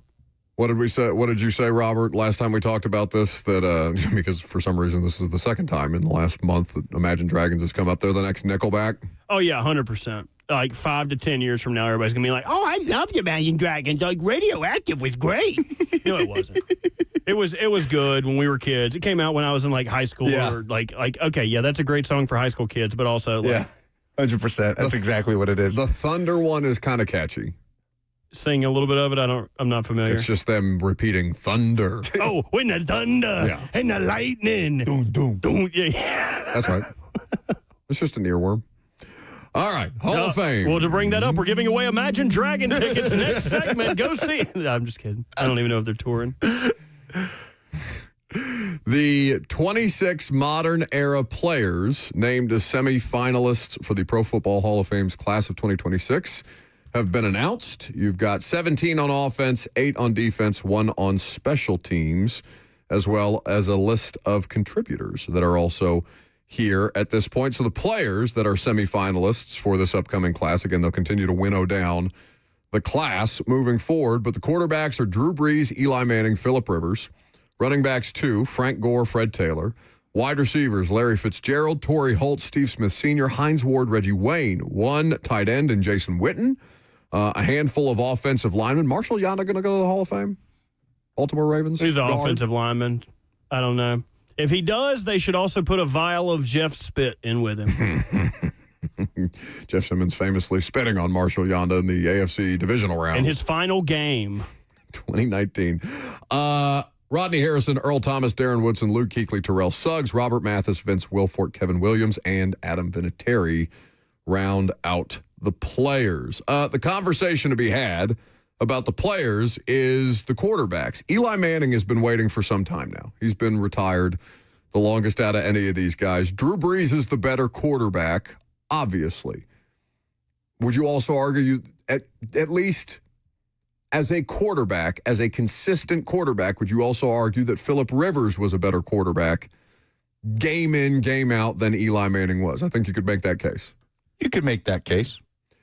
Eli Manning has done more winning of consequence than any of them. And PK is our Hall of Fame voter of the Titans media corps, so it's a good question for him when I see him tomorrow at Titans practice. But the idea that how much weight, if any, additional weight is given to the fact that Eli Manning's 2 rings come against Tom Brady. I look at that, but also value very much the record streak that Eli went on from the start of the 2005 season until pretty much the end of the 2017 season of not missing a single start. He started all 16 games from 2005 almost through 2017. Yeah. Like, that is a stunning run. That's like Joe Thomas levels. Insane. And in 2017, he missed 1 game. And in 2018, he went back to starting all 16. Can you name the quarterback that started the 1 game Eli Manning did not play in 2017 for the Giants? The quarterback. He's still playing today. What? I'll give you 1 hint. 1 hint. From West Virginia. Oh, if you can't get this, then I lose a lot of respect. The little I have. Geno? Yes. There you go. There you go. That's right. Geno Smith was the backup. God, Geno has just been around for forever. Because I know Geno was a Chargers backup. I had forgotten he was the Giants backup too. Geno Smith. Eli should be in the Hall of Fame. Yeah, and I don't I would make the argument for him over Brees. I would make the argument for him over Rivers. Yeah, this Eli Manning, is he a Hall of Famer? Is he not a Hall of Famer? It's just stupid. You have 2 rings, you should go in. He's a Hall of Famer. that they weren't good regular season performances because they squeaked in both times, right? They were 9-win teams or right around 500 both times. I mean, the 2011 season, they won the Super Bowl. He was on the cusp of a 5,000-yard season. Like, he had some really productive seasons in the NFL. But I think the discussion of whether they should or shouldn't is what makes the NFL Hall of Fame the best Hall of Fame in sports, where the Baseball Hall of Fame is marred by people that should be in there. Basketball, everybody gets in. Well, basketball is high school, college, and the NBA. There is not an NBA Hall of Fame. There is a basketball Hall of Fame. So Carmelo Anthony, because he had a prolific college and NBA career, some people miss out because they weren't necessarily great in college or they had great college careers and not great NBA careers. Or like in basketball, to your point, like Carmelo, I don't think Carmelo's NBA career makes him a Hall of Famer. I think Carmelo's Olympic record makes him a Hall of Famer. Like the fact that basketball has the Olympics additionally. I mean, Carmelo is Carmelo not the winningest Team USA basketball player that we have? I think that's correct. Speaking of people that should be in, Bud Adams should be in. Yeah, but not over Robert Kraft. Yeah, he is once again a semifinalist in the contributor category. And yes, Robert Kraft is one of the people that he will be up against. And only one can get in. Art Rudy Jr. is another that's in the same. So you're talking Steelers and Patriots. The NFL, I mean, the argument is the same as it always was for Bud Adams. The NFL, the modern day NFL, does not exist without Bud Adams. The AFL, the NFL merger, what's called the Foolish Club. You can go back and look up the history. Have you ever watched any, like NFL Films has those like mini-series on I think it is entitled The Foolish Club, which if I remember correctly is also the name of the Titans branded wine that they have. I don't know if they're still doing that. It was a thing for a while. But it doesn't exist without Bud Adams. Bud Adams deserves to be in there. But it's a tough argument to say that Bud Adams deserves to be in there over Bob Kraft or a member of the Rooney family. A quick note, Kevin Durant is the most winningest Olympic basketball player. He has 4. Carmelo and LeBron both have 3. Okay. So Paris got KD over the top of Carmelo. Correct. Okay, and that's recent. 615-737-1045 is the number if you want to participate. Rick is in Murfreesboro. Yeah, I was going to talk about the play calling in the first half. Toward the end of the first half, Titans had a 4th and 1, went for it. I'm sorry? I was asking what game. You just said play calling in the first half. We were talking about the Hall of Fame. I was confused. I'm sorry. Seahawks last week, okay? They're 4th and 1, and near the end of the first half, they got a 4th and 1, so you need to make your best play and give it to a playmaker. They hand the ball off to Chestnut, who's run the ball 8 times for 36 yards in 11 games. And that's just, I couldn't believe that. Well, I guess you could nitpick. They went for it on 7 4th downs. You know what I'm saying? So they're not going to have at the rate of success. There were 4th downs that were successful. There were 4th downs that were not. They made 5 of them, I think. When you're going on that many, I get it. Listen, Chestnut, their running back thing, the running game is awful. Like, it is objectively awful. They could have given it to Pollard. They could have given it to Spears. Tajay Spears took some hits in this game. Yeah. That were just gnarly. And Tony didn't get popped quite as hard, but these Seattle backup linebackers were playing like hell. I mean, not like hell, but like playing with their hair on fire. It didn't matter who was carrying the football on that play with Chestnut. They weren't running on Seattle that way. So, and again, the argument for playmakers, who is the most consistent playmaker on the Tennessee Titans offense? DK. Fair. Yeah, I mean, definitely the most 4th-round rookie. At this point, he's the most consistent playmaker, just in general, I think, with the ball in his hands. So if you've got 4th and 1 and Chestnut is the power back, you should be able to pick it up. They didn't. Their running game is the worst in professional football this year. So you can nitpick that specific one if you want to. You're entitled to your opinion. I would say that for the rate that they were going for it on 4th down, after not attempting any of these 4th and shorts, I was just happy to see them be aggressive and keep themselves in a 1-score game with a team that's clearly and obviously better than them. It's not last call for phone calls. We've got the final hour coming up next. We can get into more of the conversation around the Titans. Nate Washington will join us, yes? And one clerical note, now is the time to call if you would like to win 2 club tickets to see the Titans host the Jaguars this Sunday at Nissan Stadium. Call 615-737-1045. If you would like to win 2 club tickets to see the Titans host the Jaguars, call number 5. Go now.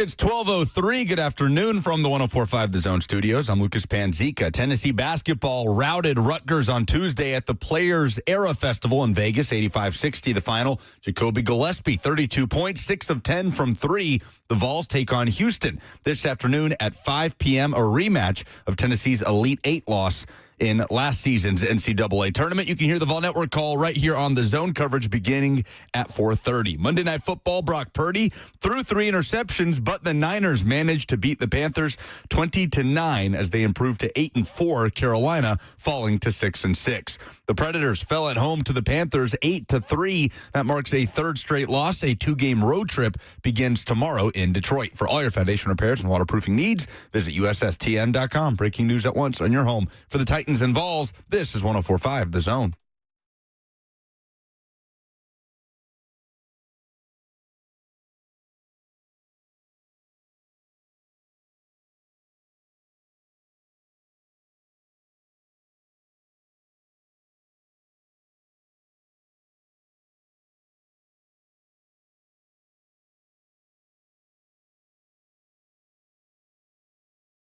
Final hour is upon us.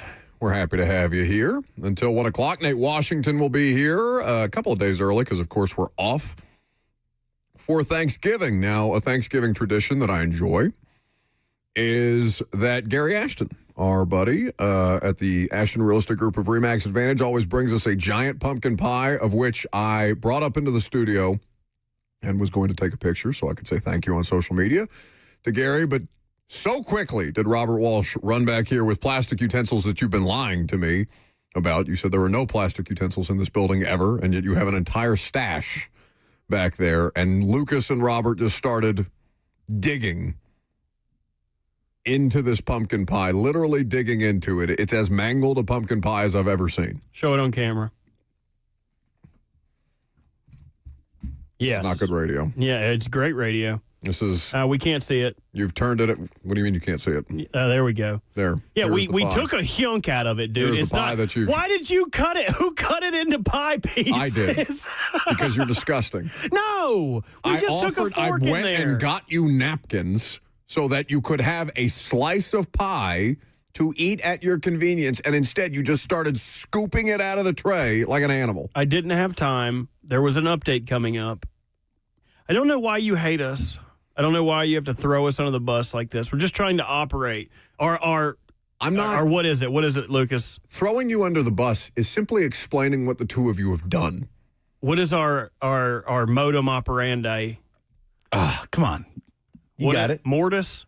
Modus. Mortis? I Are we heard dying? I heard somebody say that on a show recently. No, you didn't. It might have been Pate. I think it was one of Pate's recent episodes. I was like, oh, see? But God forbid. You were Leo in Once Upon a Time in Hollywood. Yeah, pointing at the TV. That's me. God forbid I broaden our horizons. Wouldn't want that. That was a good pumpkin pie, though. It is good pie. I don't understand why people have started slandering pumpkin pies, by the way. Well, Lucas made a face when I offered him pumpkin pie. He said he didn't want any, and then he decided to eat it. It's good pie. He's like a dog. I'm kind of like a dog. Like dogs, do we really want to eat something? No. But if you drop it on the floor, we're going to take a bite of it. Yeah, that's the thing. Like, I can acknowledge when something is subpar. I'm still going to eat it. That is one of your more bizarre characteristics. Like, as somebody who knows good food, that you are willing to just consume regardless I still want to eat it if it's there. Like, yeah, this pizza food. sucks. It's not a good pizza, but I'm not going to eat this. It's a slice of pizza. I'm going to eat it. I think that the anti-pumpkin pie slander things are just too popular. Like, but you gotta find, nobody can be 100% confirmed on anything. Pumpkin pie is the latest example. I feel like if you can't, what did you say about people who dislike pumpkin pie or say they dislike pumpkin pie? Perhaps They're lame. It's not FCC safe. It wasn't. Okay. They're bleeping idiots. I agree. Or your mama never made one. Like your mama didn't know which store-bought ones to buy. Like if you don't like pumpkin pie, people were like, "Oh, we don't even eat pumpkins." It's pumpkin puree. All right, it's good. Enjoy it, eat it, and shut the hell up. I'm sure my mom did Thanksgiving at some point. Like made Thanksgiving dinner. I don't want to like totally do her wrong and say that it never happened. Well, she was a busy woman. There's nothing wrong with that. Oh, for sure. But like, I know she definitely thought about doing the tofu turkey one year. I can't remember if we actually did the tofu turkey. But she thought about it, and then she thought better of it. Yeah, she was a vegetarian. Well, the tofu turkey was, it's literally like something out of a cartoon, like it jiggles. Tofu, I'm not interested in. 615-737-1045 is the number if you would like to participate. We'll get Nate Washington's thoughts on Cam Ward's performance here in just a second. Nothing spectacular out of Mike McCoy's press conference yesterday. Nothing that we haven't been over a time or two. We did get into the conversation yesterday about why, if Xavier Restrepo was just left on the practice squad, it would make sense. Lucas, there's 5 wide receivers on the active roster right now, which are both Prochet and Kinsey, alongside Alec Iamaner, who didn't play in the last game, Chimere Dike, and Van Jefferson, that's just who they're going to have to get through the rest of the year with. So Restrepo back to the practice squad. He's one of 4 practice squad wide receivers. Which wide receiver would you sacrifice to the waiver wire gods if you were going to make room, theoretically, for Xavier Restrepo on the active roster? Because you would have to. He's got more call-ups left. Like, they could just leave him there and call him up from the practice squad, 2 more times, if I'm not mistaken? I feel like if Alec is set to come back this week, I don't see Restrepo being on the active roster. You would have to boot James Prochet or Kinsey to make way. And I did see Nick Holtz was just very effusive in his praise for James Prochet just now in the coordinator's presser. Kiss of death. That the Titans just had. But I'd be surprised. If they boot somebody to put him on the active roster at this point. So our fans going to be pissed if he doesn't play Sunday? Well, if he's just not called up. If they're like, yeah, Alec's back, what do you want us to do? Like the argument that, what did that caller, was there a caller yesterday maybe? Maybe it was a commenter on primetime, I can't remember. Basically saying, who cares about the special teams value for Mason Kinsey? This is a team that needs offense. This is a team that, Cam Ward didn't play his best game just because Xavier Restrepo played 19 offensive snaps on Sunday. But it is coming off of his best performance and a couple of off-script plays where Xavier Restrepo clearly knows how to handle the situation with Cam Ward better than anybody else on the field, I would argue. Is that enough justification to just forsake any special teams value? Because the special teams is the one good thing that you have going right now. Like the one definitively good thing that you have going right now, even though Johnny Hekker had a punt that got messed up on Sunday.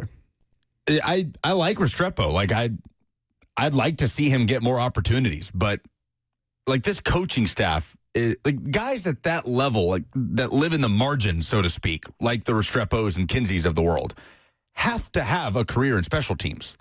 And he is not somebody who they felt that they could play on special teams, or that they had Kinsey to take the bulk of that work, so Restrepo only had to play one special team snap. Right. Like, is Xavier Restrepo really elevating the offense so much that you're going to sacrifice that and kick Prochet to the curb, or somebody that does play special teams? I just don't see it. I would not take James Prochet. I know Robert treats him like a war criminal, but I would not take James Prochet off the field for Xavier Restrepo. You disagree with that, Robert, or no? Like actual football analysis, not he threw an interception for my football team one time, so I hate him. I disagree with that solely because he is a free agent after this year, and Xavier Restrepo, if he's going to be considered in the plans moving forward, I would like to see what he is on the field to see if you have anything. Is that connection mean anything? Prochet and Mason Kinsey, for that matter, are both going to be free agents after this year. You would have control over Xavier Restrepo. I would want him to play over Prochet so you would know what his developmental line would be. That would be my cause. Now, I would listen to arguments on the other side that Prochet is a more effective offensive player and can help Cam out more now. But if you're team building and looking at it from a team schematic standpoint, that's the way I would go about it. And that's fair logic, right? Because And also, Prochet sucks. Sorry, I held it off as long as I could. You did a good job. I thought we were through it. just couldn't let that rage demon you've been fighting off. So whenever the hell that Ravens-Broncos game where Prochet threw an interception for the Ravens, that a game I think that, if I remember correctly, the Ravens, I assume, lost, for as angry as Robert still is about it. Now, the only way to counter that logic would be, well, what if Prochet comes back? I mean, Mason Kinsey's been here since 2020. Now, if you can just make Xavier Restrepo the next Mason Kinsey, then that's fine too. He can continue to grow a role on special teams, and perhaps he can be as good at all of the things that Mason Kinsey does, and it makes him expendable.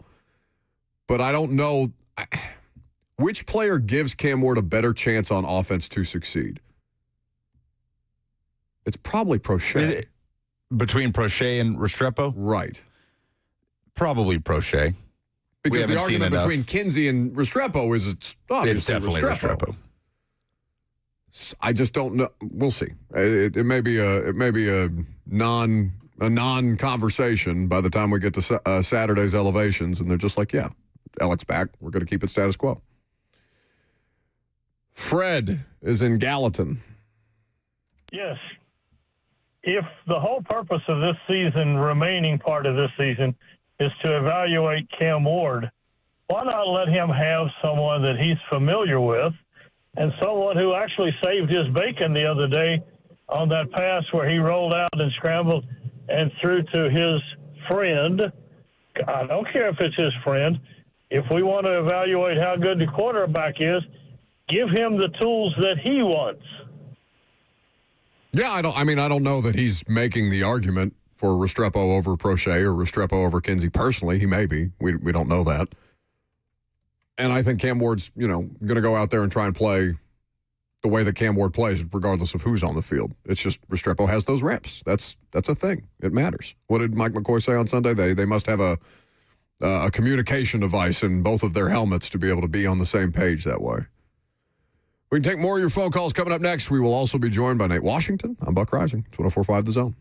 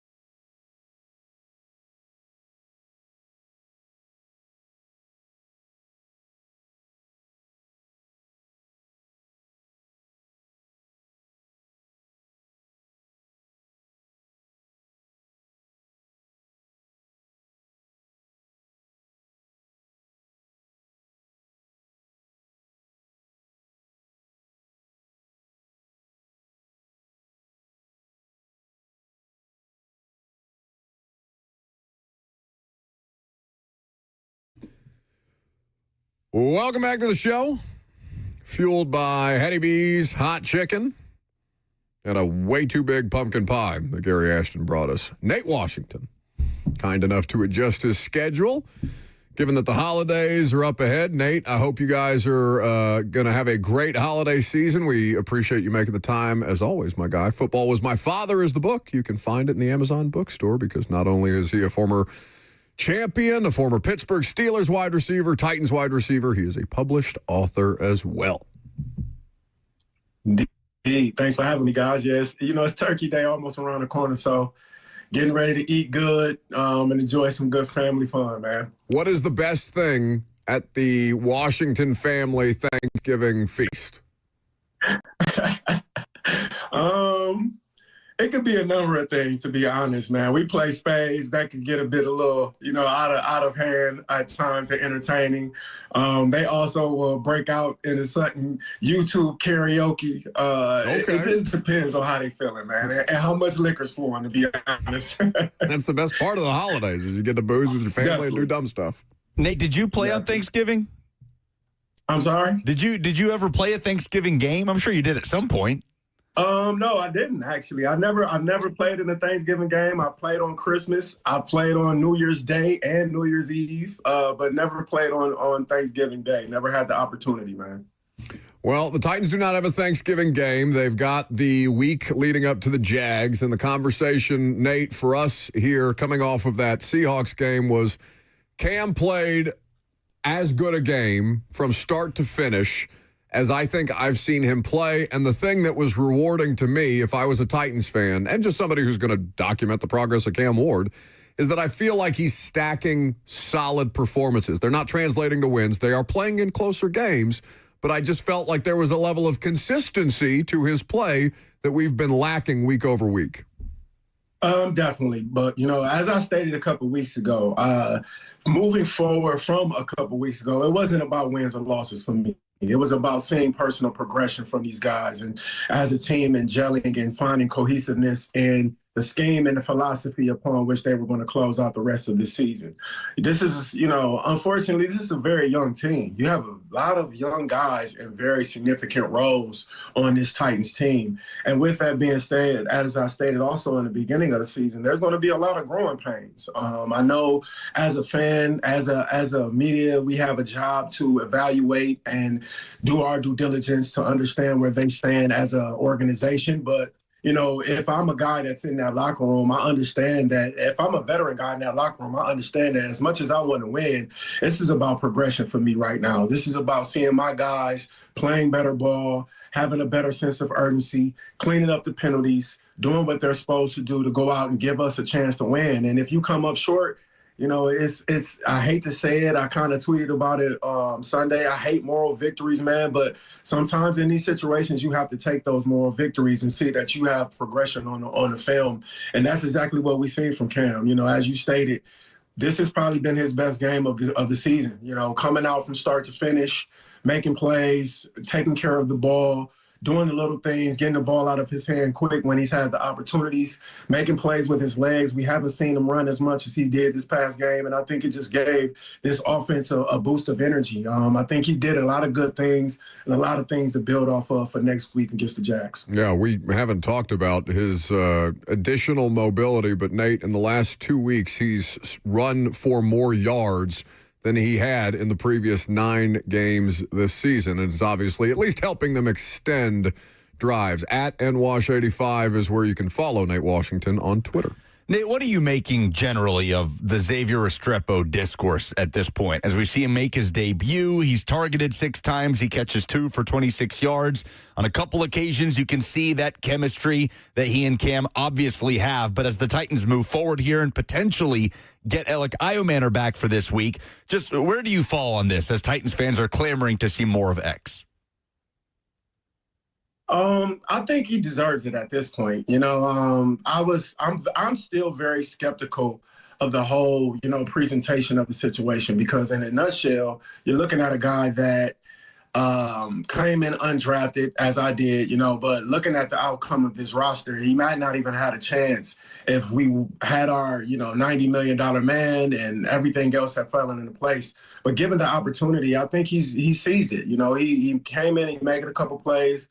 Would have loved to see him make the play on the touchdown play, but you know, those things happen, and it's his first game, so a lot of things to build off of. But I think he's definitely earned the right and the opportunity to go out and play some offensive snaps. You know, you have an offense right now that are looking at a situation where they're trying to find plays anywhere they can. You know, they're trying to find guys that can step in and make any plays that they possibly can. I also seen some good things from James Proche. So this is a team right now that are just looking for any guys that can make any plays. And I think X has definitely deserved the right. Now, you have Eric Ellick returning, and with that, you know, the opportunities are going to minimize because you're looking at a guy that you're hoping to rely to step into an even bigger role than what he would normally be in. So hopefully, you know, you wouldn't be too bothered, you know, with the situation of where the fans stand and where they're chirping. But in the same sense, I definitely think that X has earned the opportunity to come out and play some offensive snaps. I don't know if this coaching staff isn't at least prone to feedback because, Nate, they won't go for it on 4th and short for the first couple of games of Mike McCoy. Now, all of a sudden, they're going for it on 4th down 7 times. And I understand that these things are situational and not, you can't cast a wide net over this is going to be our philosophy in every game, no matter the circumstance moving forward. I just thought it was funny the way that Mike McCoy was talking about it after the fact because it's clear that they heard the feedback on that. Oh, yeah, they definitely hear the feedback. You know, it's impossible, you know, even as if you're looking at it like, oh, they're just fans and they really don't understand the football operations of where we're trying to head, you still hear what the fans are saying. And to a large degree, you owe the fans not only explanation, but some type of generosity towards hearing their words and wanting to fulfill those things. You know, it kind of reminds me of, you know, kind of when you see that older basketball player in the NBA and the game is out of touch when it comes, they might be up 20 or something and the fans start chanting the name and the coach ends up putting them in. I mean, it's very similar to that, you know, but as long as you have, you know, your core of guys, Ellick, Shamir, after those guys, you have to be open to giving these guys an opportunity to go out and make plays for you. Nate Washington here with us on 104.5 The Zone, his weekly visit today as opposed to Thursday because, of course, everybody is off for the holidays. Another part of this, Nate, and I saw you engaging in some of this discourse online at NWash85 is where you can follow Nate. Shedeur Sanders has been named the starter in Cleveland. The Titans will play the Jags this week and then go to Cleveland the following week. There are already sites and accounts and television shows and things like that debating the merits of Cam Ward has 1 win, but now so does Shedeur Sanders has 1 win. And the kind of dialogue that's going to at least be manufactured between them as opposed to anything that has any business organically. So I wondered if you wanted to address the kind of narratives that you see being built online between these two players who probably don't belong in the same sentence with one another. Oh, I would definitely. Well, first of all, let me say this. I mean, obviously, a lot of it is podcast, interview, clickbait, you know, people to garnish attention for their following, whether it's good or bad. I seen a couple of comments, and before I actually commented back to the one I actually commented to, you know, a lot of the times these people would say these things and wouldn't even comment or address their comment section, their mention section, you know, and I just realized a lot of times just pull the pin on the grenade and roll it out there, right, and see what happens. Oh, definitely, every time. But I ended up actually responding to the one that I did because I noticed that the person wasn't actually a Titans fan, and I wanted the fans to understand, you know, don't be distracted right now. This is about the Titans. This is about the Titans getting better. This is about the Titans progressing. This is about them finding chemistry and understanding the philosophy upon which they are even required right now under an interim head coach. You know, this is a team that has, from day one of this season, has been kind of trying to still find its way through the dark, as of where you have another team that essentially, if played the position right at quarterback, you're looking at a potential playoff team. With the defense that they have, the coach of the year that they have in Stefanski, the defensive player of the year that they have in Myles Garrett, possible D-Roy over there as well. So, you look at the two teams and the situations, and this is not of comparison, in my opinion. You're dealing with a situation in Cam where he's the first-round draft pick for a reason. He's coming into a suffering organization that was trying to find their way through, whatever they can find through to make plays, and he's been doing just that, So you have one team that is very young and still trying to find philosophy, trying to find the intent of which they're playing, and you have another team in which a young guy has stepped into a veteran role, kind of per se, with a veteran team that really was already the built ship without a captain. So you plug a guy in that can play minimum, just manage turnovers and not turning the ball over. You're going to have success there. So while I'm personally rooting for Shedeur, I'm personally rooting for Cam. I see the narrative being drawn, and I understand for the sake of debating and podcast interviews. But, true football minds understand that this is the Titans versus the Browns. And this is two completely, totally different teams and where they stand right now and what they're asked to do. So I hope the fans understand and aren't distracted that this game in 2 weeks will be about us. This will be about us going out and playing better football and progressing and watching Cam's evolution. Nate Washington with us on 104.5 The Zone. To pivot to your other team, the Pittsburgh Steelers, they lose to the Chicago Bears. The Ravens beat the Jets and are now pulling ahead in that division. Nate, I wonder what you make of the situation, because every time I go to Pittsburgh, no matter whether I bring up the idea that I work in football or not, every time I'm in an Uber in the city of Pittsburgh, all they talk about is the Steelers first and then Mike Tomlin and their frustrations with Mike Tomlin second.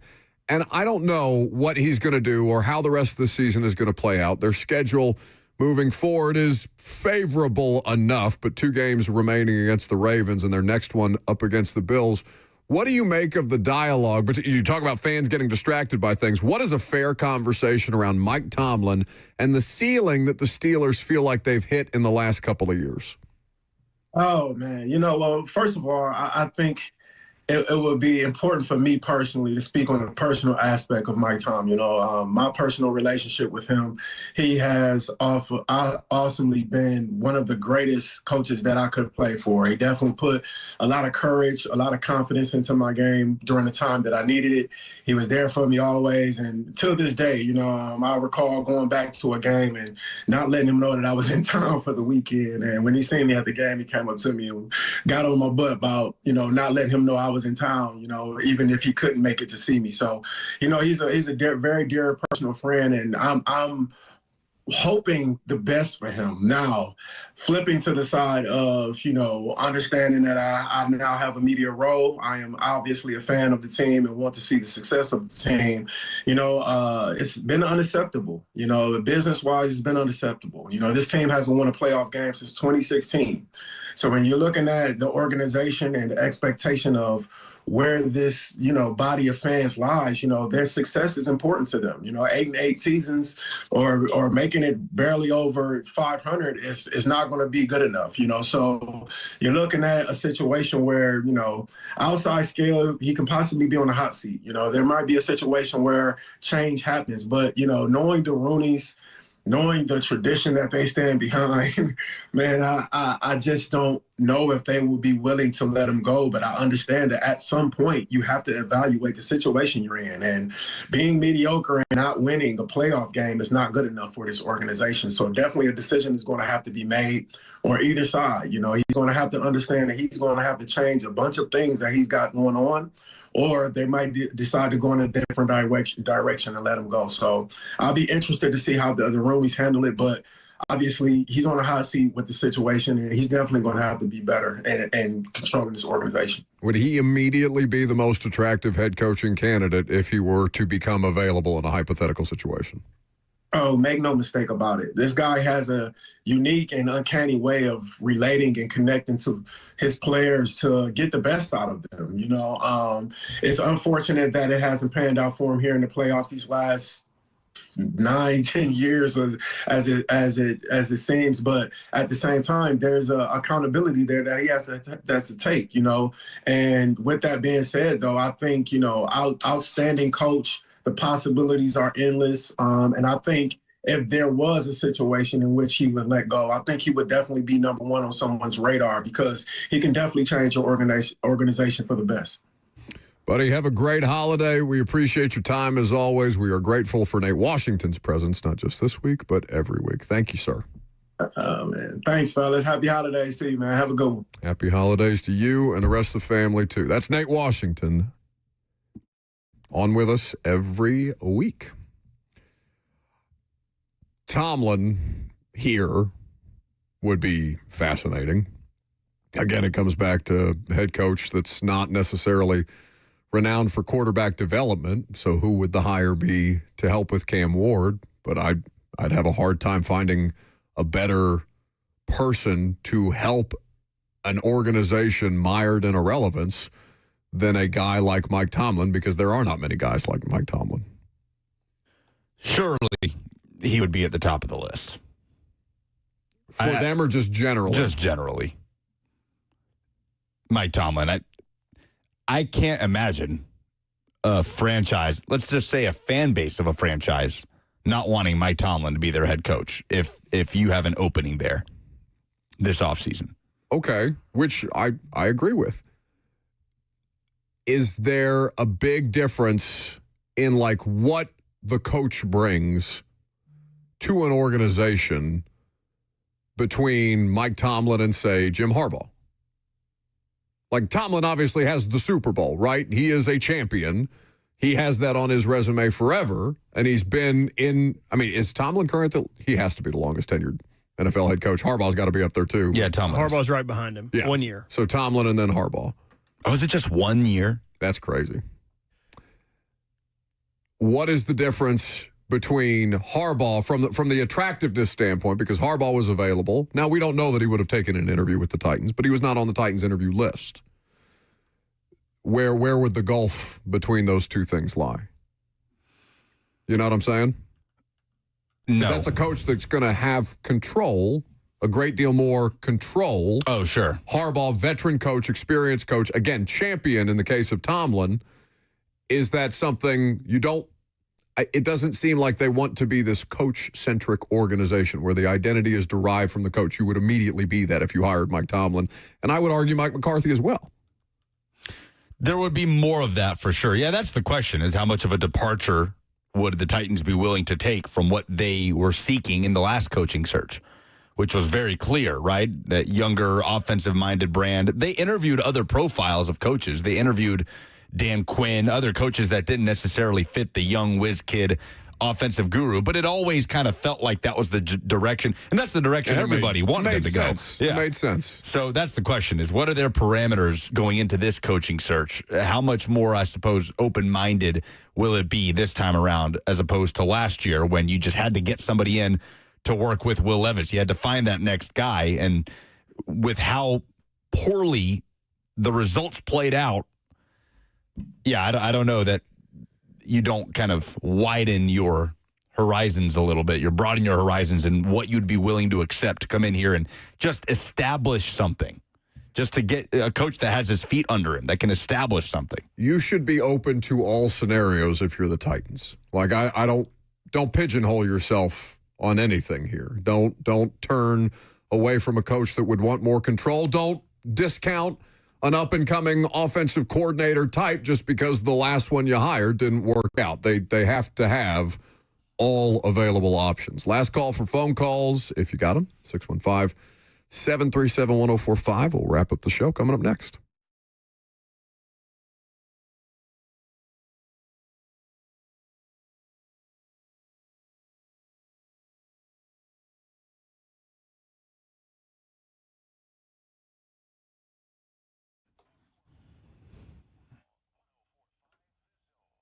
It's lunchtime. That means Hattie B's. Bees. And that's right, football season, hard to believe, but the regular season is nearing its end in college football. There is still time to fuel your tailgate or watch party with a big old bucket of chicken, some quarts of their incredible sides with Hattie B's. You can also visit any one of their 7 Middle Tennessee locations, the factory at Franklin, Lower Broadway, Melrose, Midtown, Nashville West, even the Nashville Airport, and at Nissan Stadium. That's right, there is Hattie B's Hot Chicken in Section 121 and Section 339 that you can enjoy while you watch Titans and Jags, especially when it gets chilly. No better way to warm up than with some heat from Hattie B's. And they've got options. The Southern salads are fantastic. I have 2 words for you: cornbread croutons. Trust me, thank me on it later. If you download the Hattie B's app today, you get a free dessert. Just for downloading the app, start to build up those rewards. So download the Hattie B's app, head to HattieB.com, and head to Hattie B's today.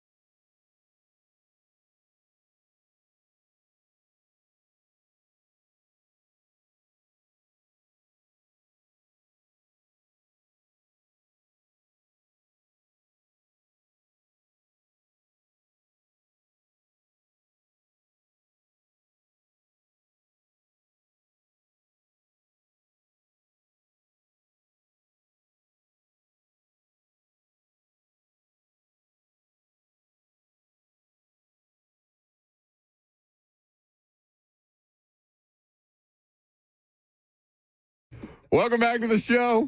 Fueled by Hattie B's Hot Chicken. The best hot chicken in the world. Wrapping things up. Last call for phone calls. And Blaine Bishop and Zach Lyons will take over from there. Had a good time on the pregame show with the boys.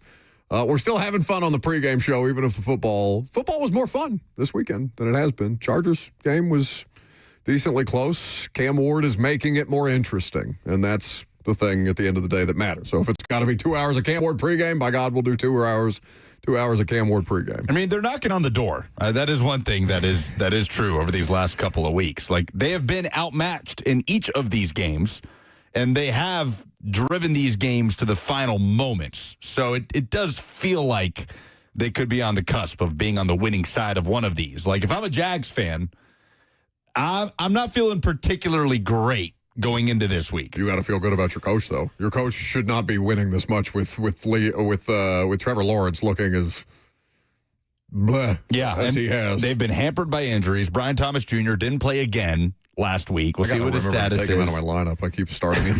Trayvon Walker did not play last week. Obviously, Travis Hunter's done for the year. They turned it over 1,000,000 times and just barely survived with an overtime win, 27-24 in Arizona. And now they come here to a Titans team that, is just kind of scrapping with the young quarterback that's getting better. But we'll see. If Cam Ward continues to kind of ascend a little bit and the Jags come in again with that kind of performance, then they could slip up here on Sunday. Let's go to Eric in Nashville.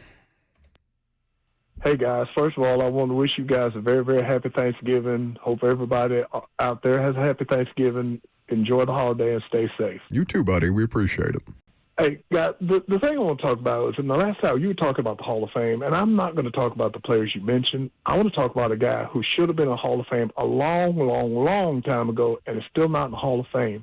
He graduated from Tennessee State University. He played during the 70s with the Dallas Cowboys on the flex defense, known for batting balls, and that, of course, is Ed Too Tall Jones. The fact that he is not in the Hall of Fame is a joke, it's ridiculous, and it is a travesty.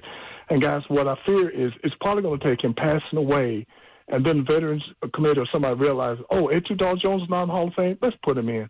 It's ridiculous that he's not in the Hall of Fame, guys. Those are my thoughts. Guys, y'all take care, and we'll talk to you again soon. Thank you, Eric. It's been too long. The pride of Jackson, Tennessee.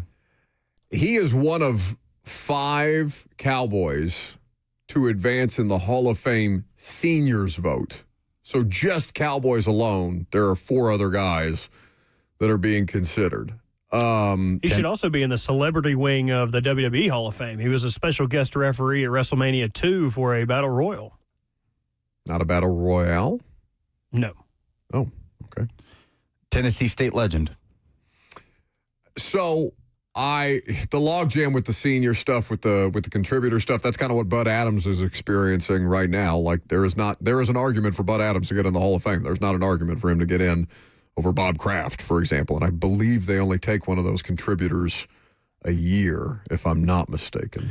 Where do we think Vandy ranks tonight in the college football playoff ranking? They were, 14 last week? 14.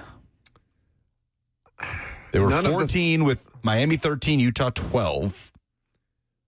I don't think they move. I don't know why. That's the most likely, right? I don't know why I feel like they're going to go up one spot. Just one? I feel like they're going to go up to 13. So does Miami go up then? No, and Miami goes to 14. No, they can't leapfrog Miami. Because they dusted Kentucky, a losing Kentucky team? I think there's this thing that happens because Vanderbilt at this point has kind of accumulated. Diego Pavia has accumulated some really impressive performances where they're just waxing opponents. And Miami was fine, 34-17. They kind of took care of business against Virginia Tech. It just wouldn't surprise me for that accumulation to kind of lead to the committee being like, all right, you know what? Yeah, Vanderbilt worthy. They could be a 10-win SEC team coming up. And they kind of have this out that Miami, unless a bunch of stuff happens in their favor this weekend, likely isn't going to be in the ACC championship game. So the committee would kind of have this out that Miami's not going to likely be an automatic qualifier anyway. So in the end, it could not even hurt them. I don't know. It's a fool's errand to try and sit here and predict the committee's thinking on these things. But I don't know. I just have this feeling Vandy's going to, for whatever reason, get bumped up to 13. and still need a lot to happen this weekend to get in. No, I think Vandy's hit their ceiling, which is unfortunate. But again, none of the things that they needed to happen happened. Yeah, they got no for help them this weekend. Other than them handling business, and so they can do that against Tennessee and see if they can improve their standing. Jackie is in Crossville. Hey guys, what's up? I was calling to ask if y'all have seen what's going on with NASCAR right now. I mean, it's been going on for a while. I think last year a couple of teams filed an anti-monopolistic practices lawsuit against them, and it's about to go to trial in December. And there's emails coming out, NASCAR officials downgrading team owners and all kinds of stuff. It's a mess. I'm just wondering if I can get your thoughts on it. Y'all have a happy Thanksgiving. Thank you. You as well, Jackie. To be completely transparent, I have not. I just found an article on a website called racer.com, which I'm not sure the veracity of that. I can try to synopsisize. What did we figure out? Summarize. Ah, dang it. No, I like synopsisize better. Synopsisize sounds way cooler. The anti-monopoly lawsuit involves NASCAR teams 23XL Racing and Front Row Motorsports suing NASCAR, alleging it operates as an illegal monopoly that suppresses team revenue and restricts competition in stock car racing market. The core dispute centers on NASCAR's charter system, which teams argue is anti-competitive, similar to how NASCAR controls tracks and the supply of car parts. A judge recently granted a significant ruling in favor of the teams, defining the relevant market as premier stock car racing, which limits NASCAR's defense that teams can simply race in other series. A trial is anticipated to determine if NASCAR has unlawfully used its market power to harm these teams. So really, people are upset about the valuation of the teams, and so they're arguing that NASCAR is holding that valuation down with the way that they handle the charter system? Sure. That would be a summary as opposed to you reading. I like Robert's better. Polls. I don't even want to anymore. Yeah, I was about to play them before you did it. And you know what? We're going to have a serious talk. We're going to figure this out, buddy. How you get to be nicer to me. No.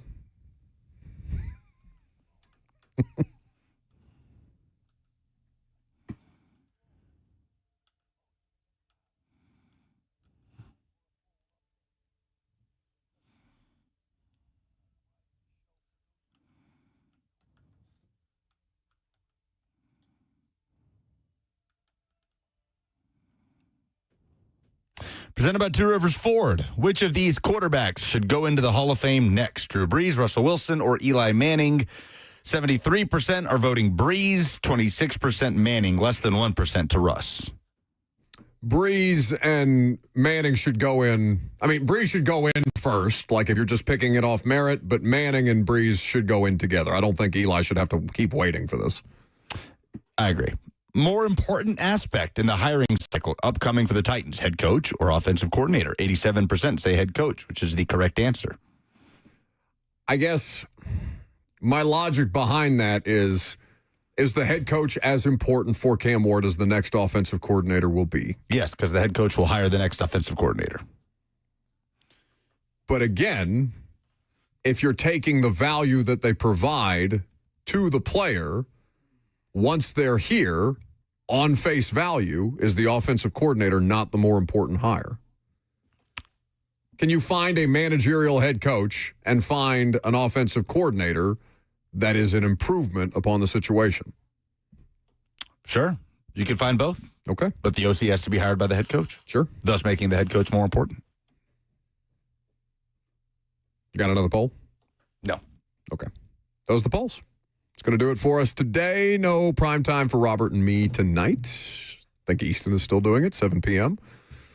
on A to Z Sports. Have a great rest of your afternoon, and we will do the last show of the week tomorrow at 10.